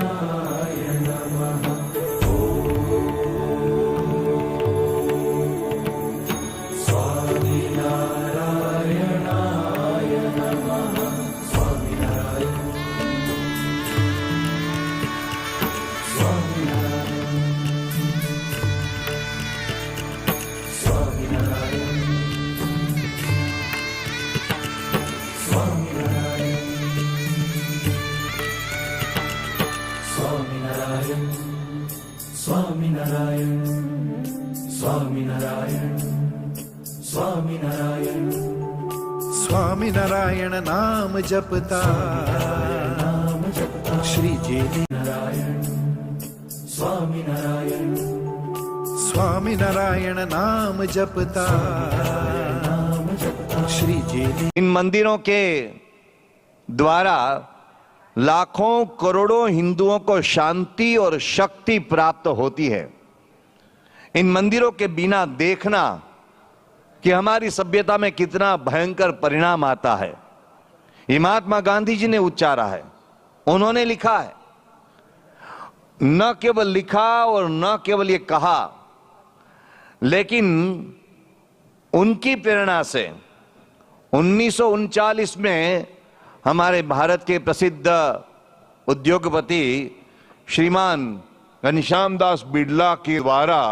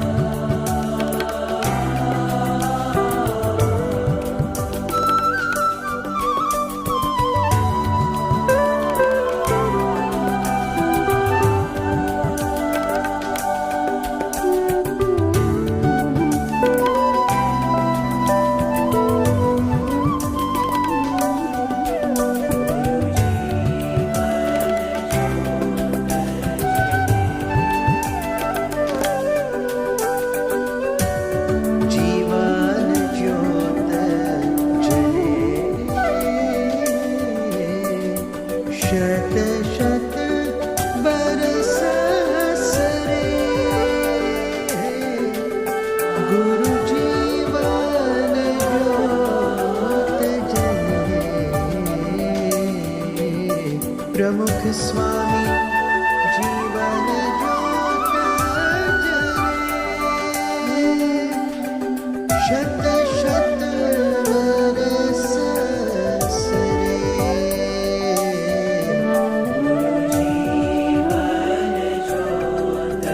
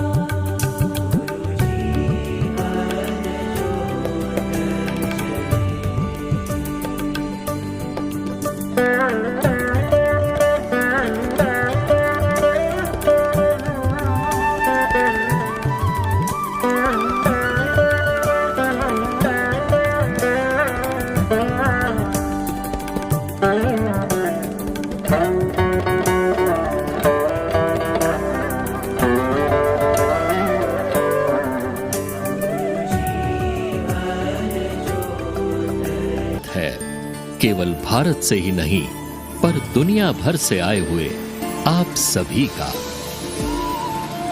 दुनिया भर में घूमकर भी हमारा मन हमेशा जहां लगा रहता है वो है हमारा घर, हमारा प्यारा सा आशियाना। हाँ, किसी का छोटा सा घर है तो किसी का भव्य महल है, कोई झोपड़ी में बसता है तो कोई आलीशान बंगलों में, कोई महलों में रहता है तो कोई मल्टी स्टोरीड बिल्डिंग्स में। हम सब विश्व की अलग अलग जगहों पर, अलग अलग देशों में, अलग अलग घरों में रहते हैं, पर एक व्यक्ति थे जो किसी देश, किसी जगह या किसी घर में नहीं परंतु विश्व के हृदय में रहे और आज भी रहते हैं। और इसीलिए पूरा विश्व मना रहा है प्रमुख स्वामी महाराज का जन्म शताब्दी महोत्सव। पण प्रमुख स्वामी महाराज ने आ संसार भूली सकशे नहीं। पूर्ण पुरुषाय नमः, पूर्ण पुरुषाय नमः। शताब्दियों में कभी कभी ये पृथ्वी धन्य हो जाती है, ये पृथ्वी धन्य हो जाती है। जिसका जीवन ज्योति बने उस ज्योति का जश्न मनाती है, उस ज्योति का जश्न मनाती है प्रमुख स्वामी वो पूर्ण पुरुष जिनकी ये जन्म शताब्दी है। प्रमुख स्वामी वो पूर्ण पुरुष जिनकी ये जन्म शताब्दी है। जिनके जीवन के उत्सव से सृष्टि महोत्सव सबसे सृष्टि महोत्सव मनाती है। जिनके जीवन के उत्सव से सृष्टि महोत्सव मनाती है। पूर्ण पूर्णमदः पूर्णमिदं पूर्णात् पूर्णमुदच्यते पूर्णस्य पूर्णमादाय पूर्णमेवावशिष्यते।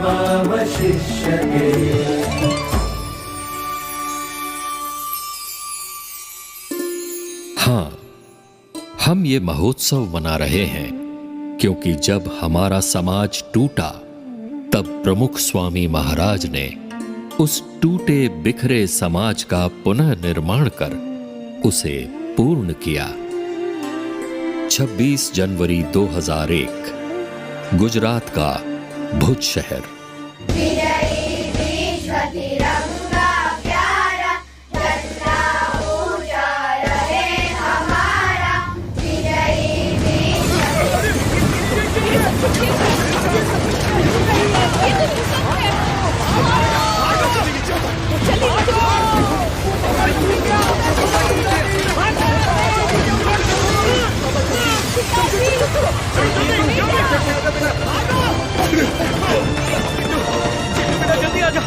पिताजी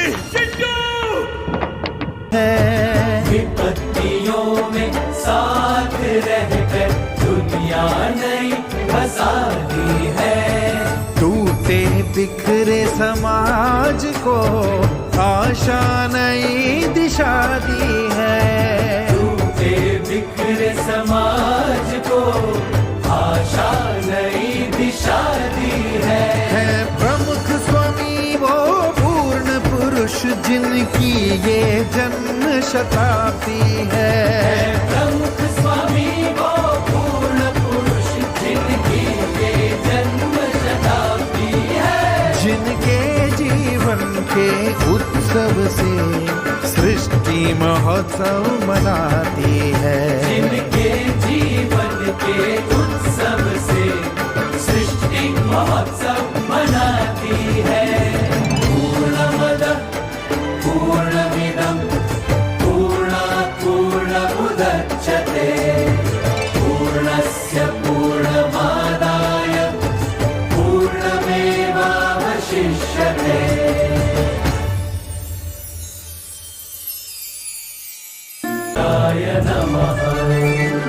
परिवारों के दर्द की ज्वाला एक दवा से बुझा दी है। परिवारों के दर्द की ज्वाला एक दवा से बुझा दी है। घर घर में घर सभा से घर घर में खुशियाँ दी है। घर घर में घर सभा से घर घर में खुशियाँ दी है। प्रमुख स्वामी वो पूर्ण पुरुष जिनकी ये जन्म शताब्दी है। प्रमुख स्वामी वो पूर्ण पुरुष जिनकी ये जन्म शताब्दी है। जिनके जीवन के उत्सव से सृष्टि महोत्सव मनाती है। जिनके जीवन के उत्सव से सृष्टि महोत्सव मनाती है। पूर्णमदः पूर्णमिदं पूर्णात् पूर्णमुदच्यते पूर्णस्य पूर्णमादाय पूर्णमेवावशिष्यते। मैं निकम्मा ही हूं और कोई नहीं जो मुझे समझ सके। कहां जाऊं, क्या करूं, कोई रास्ता दिखाओ मुझे।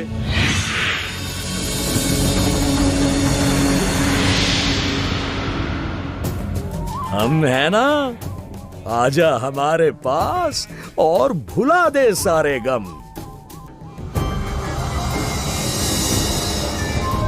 दुखी मत हो, हमने लाखों लोगों के दुख धुएं में उड़ा दिए हैं, तेरे दुख भी उड़ा देंगे। आजा, मुझे पी ले और मस्ती से जी ले।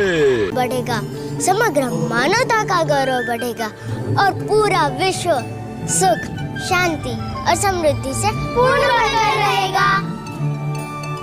पूर्ण पुरुषाय बढ़ेगा और पूरा विश्व सुख, शांति और समृद्धि से पूर्ण भरकर रहेगा। पूर्ण पुरुषाय जन जन के हृदयों में रहकर भक्ति से पूर्णता दी है। जन जन के हृदयों में रहकर भक्ति से पूर्णता दी है प्रमुख स्वामी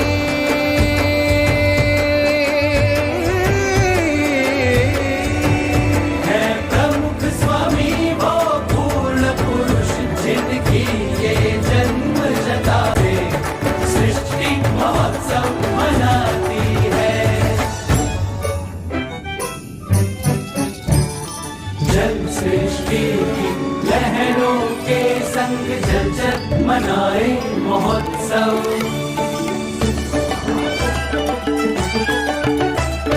भूतल पर हरियाली के संग भूचल मनाए महोत्सव।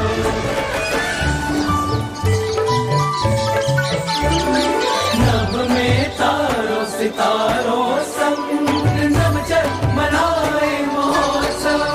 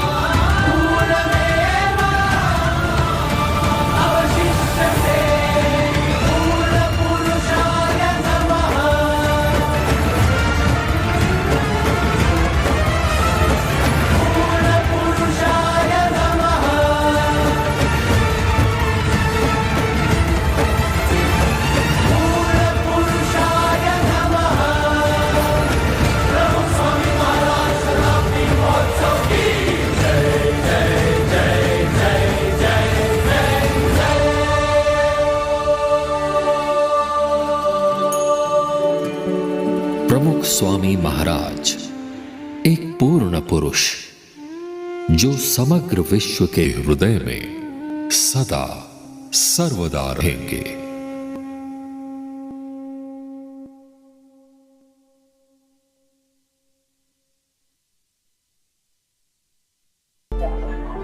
Jai Somnara, Kemcho, you can have this nice calendar with you? Yes. Jai Somnara. My name is Kenny from Botswana, Southern Africa. It was 2004 when I met Pramukh Swami Maharaj in Botswana when he came to officially open the Mandiri in Gaborone. It was a great moment in my life. I feel the divinity. It was just a game changer. Starting with myself, I used to drink, eat, everything. But after meeting him, getting his blessing, putting a cant on my neck, everything all went. Now I'm living a pure life. My family as well, they are no longer eating onion, garlic, even meat. My daily life now, I start every morning by doing puja in the morning.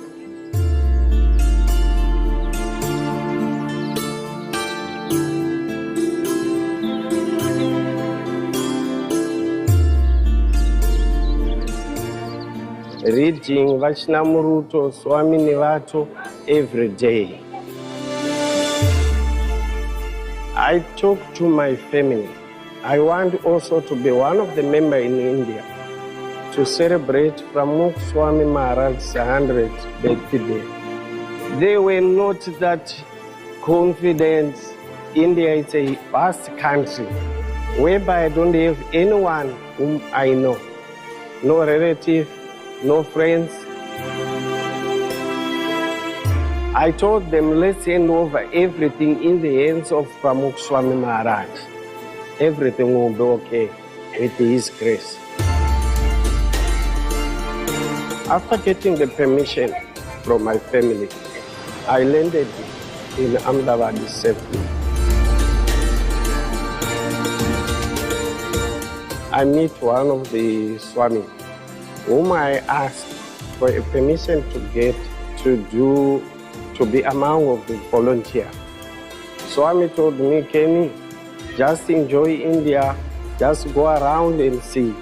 Then I keep on insisting, no, Swami, I want to be among this volunteer, giving back to Pramukh Swami for what he did for me, changing my life.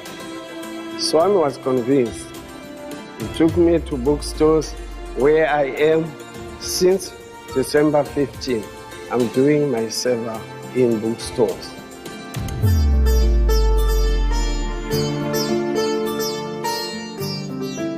We are carrying books from the main store to the bookstore.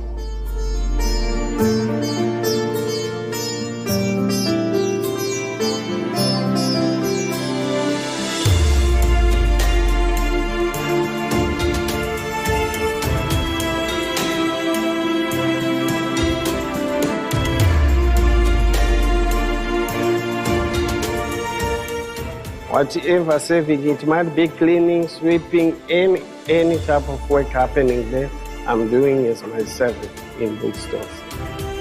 I take some video call, communicating with my family, showing them what other people are doing here.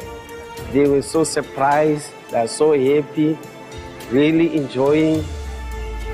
Everybody is coming to the shop, wants to know. This guy from Africa doing Kilo Chanto, participating on this, asking me to have some selfie. Everybody is coming to the shop, wants to know. This guy from Africa doing Kilo Chanto, participating on this, asking me to have some selfie. Words in Gujarati. These words are Jai Swaminara, Kemcho, Majama, Kaka, Babi. I'm still learning. It's my wish to know this great language. To Pramukh Swami Maharaj, I want to thank him for the opportunity he gave by touching my hands, by putting a kanti. It was a game changer in my life. I'm living a pure life. Thank you, Pramukh Swami Maharaj.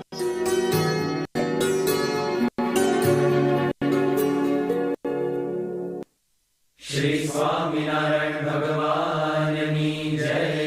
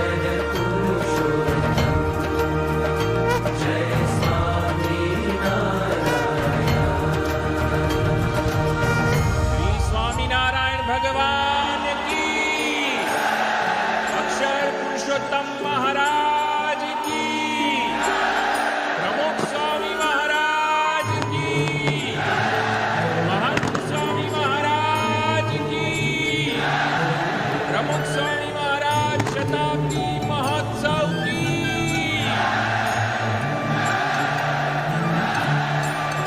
पूर्ण पुरुषाय नमः, पूर्ण पुरुषाय नमः। उज्ज्वल कल की आस जगाकर श्रद्धा ज्योत जगा दी है। उज्ज्वल कल की आस जगाकर श्रद्धा ज्योत जगा दी है। जन जन के हृदयों में रहकर भक्ति से पूर्णता दी है। जन जन के हृदयों में रहकर भक्ति से पूर्णता दी है। प्रमुख स्वामी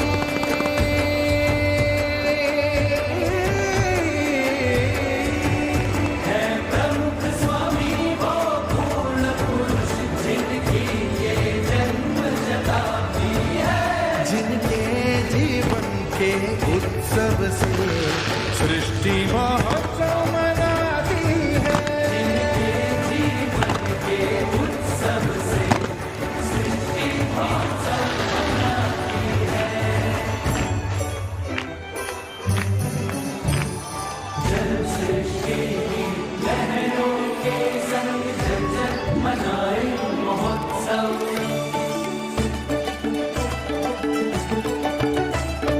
भूतल पर हरियाली के संग भूचल मनाए महोत्सव।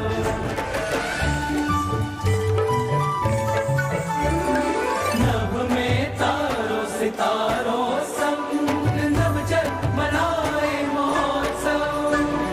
हम सब मनाए महोत्सव, विश्व मनाए महोत्सव, सृष्टि मनाए महोत्सव।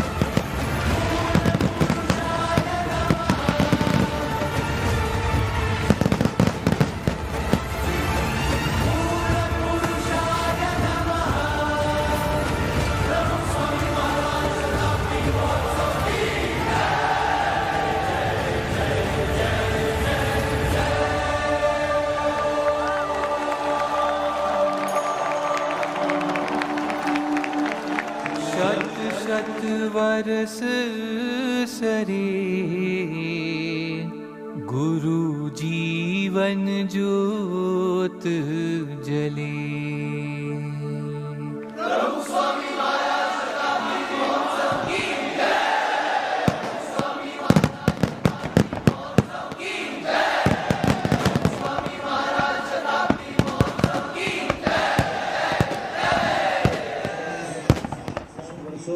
મહારાજ શતાબ્દી મહોત્સવના જયનાદ ગુંજતા હતા.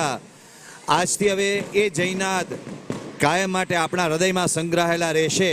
તો આજે છેલ્લી વખત ખૂબ જોર સાથે આપણે પ્રમુખ સ્વામી મહારાજ શતાબ્દી મહોત્સવના જયનાદ કરીએ. બોલો પ્રમુખ સ્વામી મહારાજ શતાબ્દી મહોત્સવની. બોલો પ્રમુખ સ્વામી મહારાજ શતાબ્દી મહોત્સવની. બોલો પ્રમુખ સ્વામી મહારાજ શતાબ્દી મહોત્સવની. પ્રમુખ સ્વામી મહારાજ શતાબ્દી મહોત્સવની. પ્રમુખ સ્વામી મહારાજ શતાબ્દી મહોત્સવની. પ્રમુખ સ્વામી મહારાજ શતાબ્દી મહોત્સવની. પ્રમુખ સ્વામી મહારાજ શતાબ્દી મહોત્સવની. પ્રમુખ સ્વામી મહારાજ શતાબ્દી મહોત્સવની.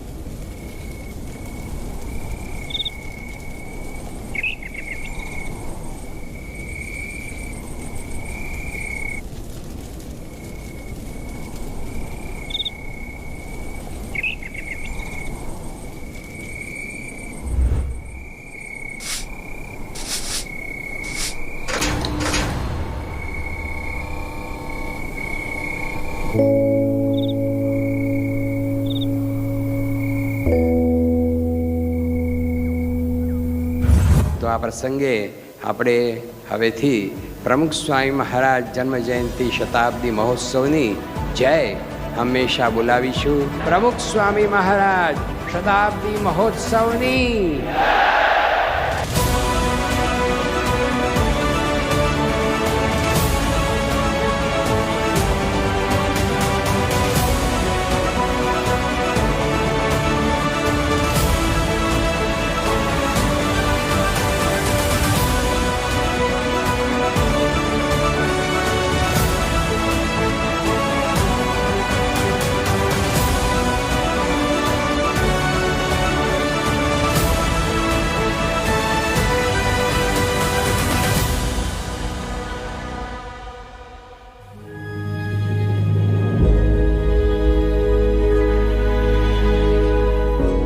स्वामी बाबा, मैं कितना भाग्यशाली हूँ।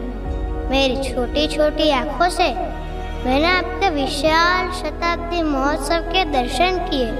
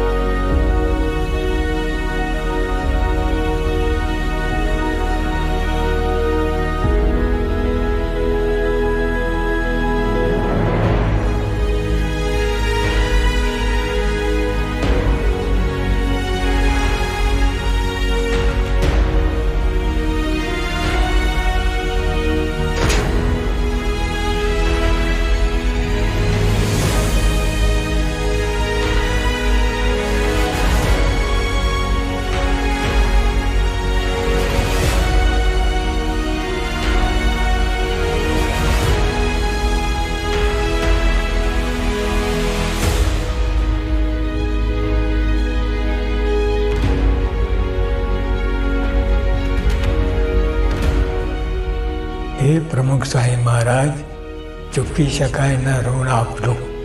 આપે અમારા માટે બધું જ કર્યું છે. આખું જીવન જ પળે પળ, સેકન્ડે સેકન્ડ પરને અર્થે બીજાના કલ્યાણ માટે વપરાયું છે. આ દેહ ઘસી નાખ્યા છે, બધું જ કરી ગયા છે, બધું જ. એમણે વેઠેલો ગીરો એ ભવિષ્યની પેઢી માટે તો કલ્પના કે દંતકથાનો વિષય બની રહેશે.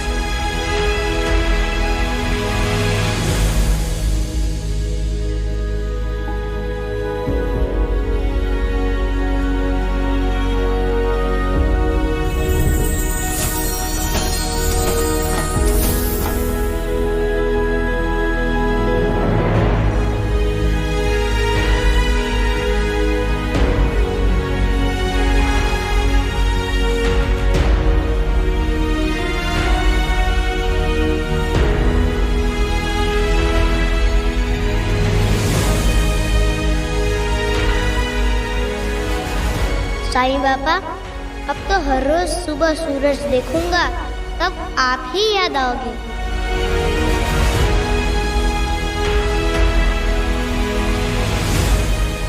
शताब्दी महोत्सव की यादें हमेशा मेरे दिल में बहती रहेगी।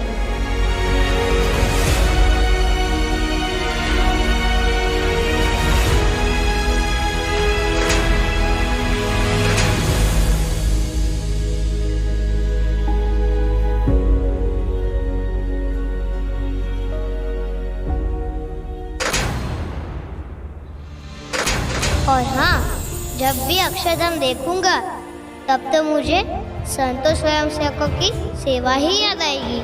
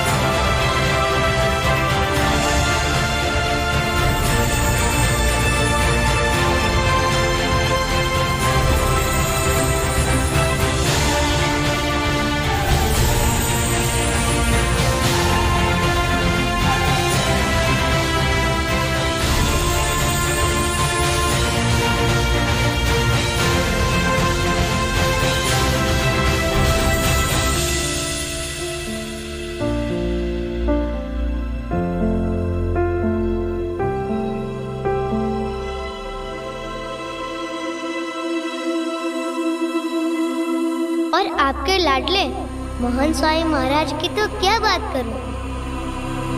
ये महोत्सव की सच्ची महिमा तो उन्होंने हमें सिखाई है।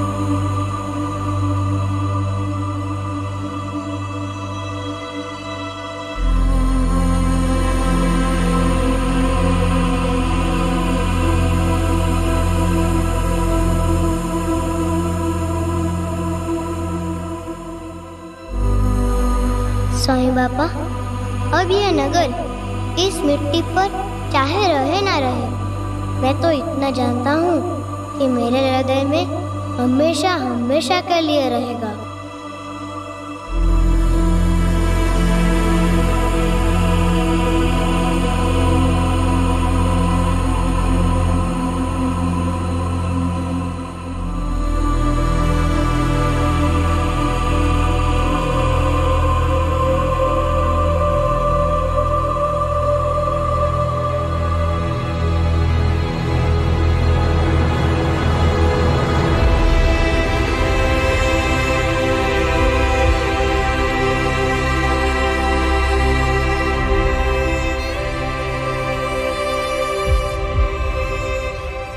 We will never forget you.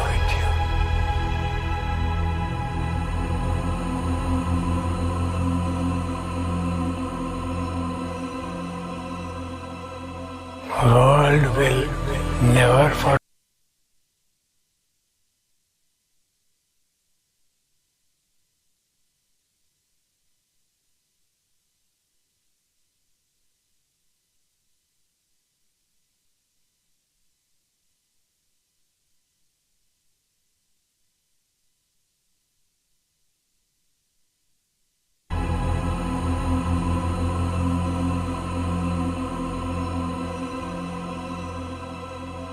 World will never forget.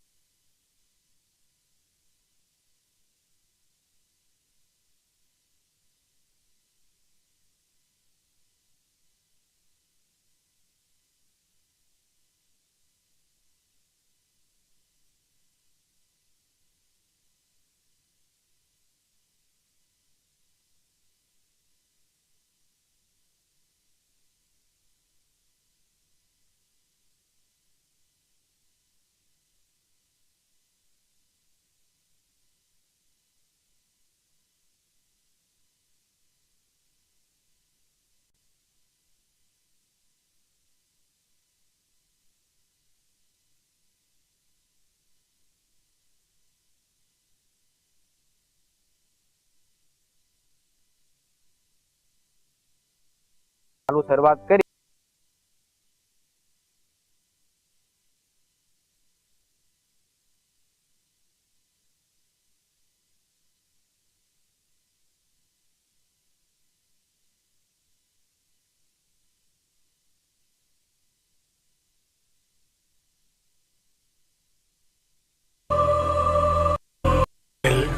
Never forget you.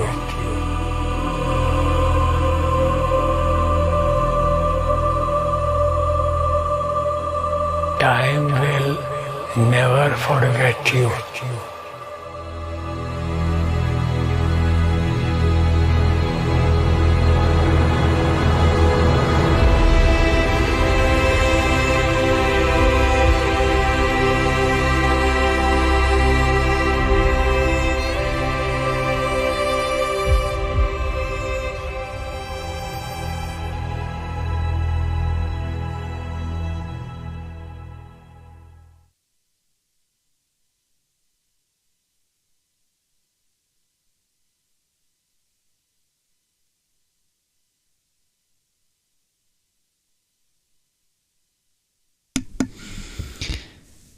That's what spirituality is all about. Thank you, Sky Guardian, for sending this. This is how you celebrate the life of somebody who made a difference in millions of people's lives.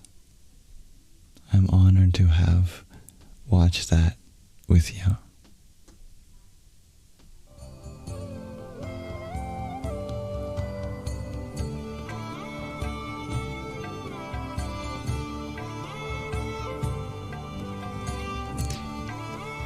Thank you very much for listening and watching, everybody. May we be reminded of the unity felt in that. Partway through, I was reminded of the shawl that Sky Guardian sent me, honoring the tradition where that video comes from. So I knew I had to put it on. It was only appropriate, so thank you for that too, dear Sky Guardian. And best wishes to your wonderful mother who recommended that our Sangha watch this. Namaste. And Jai Swami Narayan. That concludes our Sangha for today, everyone. Thank you. Thank you to those who sent a gift as well. Dear Reina Priya, thank you for the rosa. Jaya Satchit Ananda.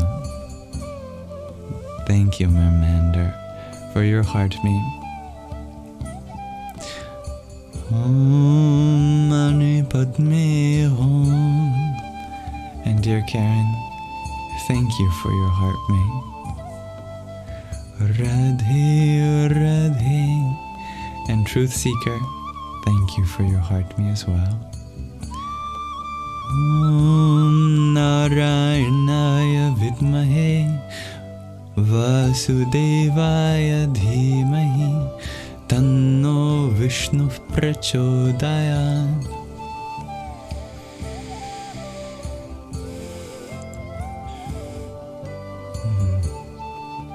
Hello, dear Mirna and Argo and everyone who joined while we were watching. That was a simultaneity of an ending meditation and a show and tell. Thank you, Helen, for the heart me you sent to. Om Namo Bhagavate Vasudevaya. Tattvamasi, thank you for your trio of TikToks. Jai Swami Pramukh Maharaja.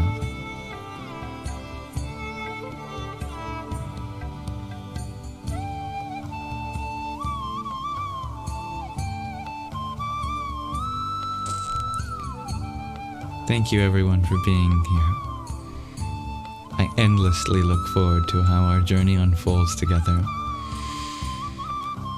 This whole video will be uploaded to my Yamsox Live's YouTube channel, the live stream, the meditation, the show and tell, the readings. I hope you can find that available for you as an offering to you. Karen, you share, when the power of love overcomes the love of power, the world will know peace. J.H.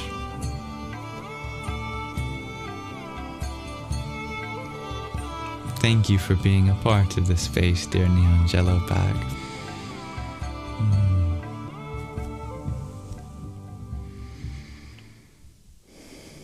May this live stream be an offering to the divinity within you. Om Asato Ma Sadgamaya Tamaso Ma Jyotirgamaya Mrityorma Amritangamaya. Om Shanti Shanti Shanti. Lead us from the unreal to the real, from darkness to the light, from death to deathlessness. May there be peace in us. May there be peace in our environment. And may there be peace in the forces that act on us.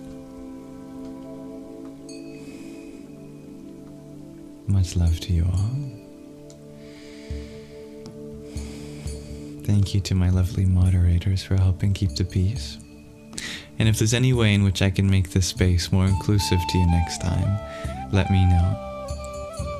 May we embrace the transformative power of love. Thank you. I offer peace and healing vibes as we leave. Many wishes for blessings. Let us close with a reflection on unity and peace in deep serenity. Radhe Radhe, dear Magdalene Priya.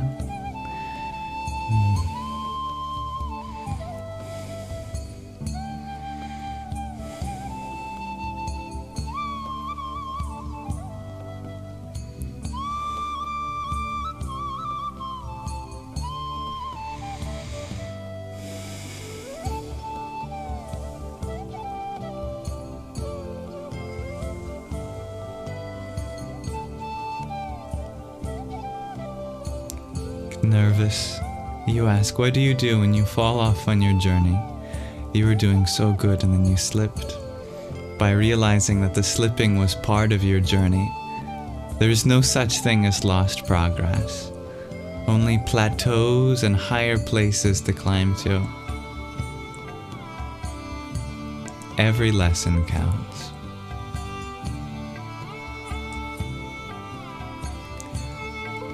I am here for you all. If you ever want to message me on another platform, my inbox is always open on Instagram, Telegram, WhatsApp, email, and everything I do shall eternally remain free. May you have a wonderful rest of your present moment. Namaste.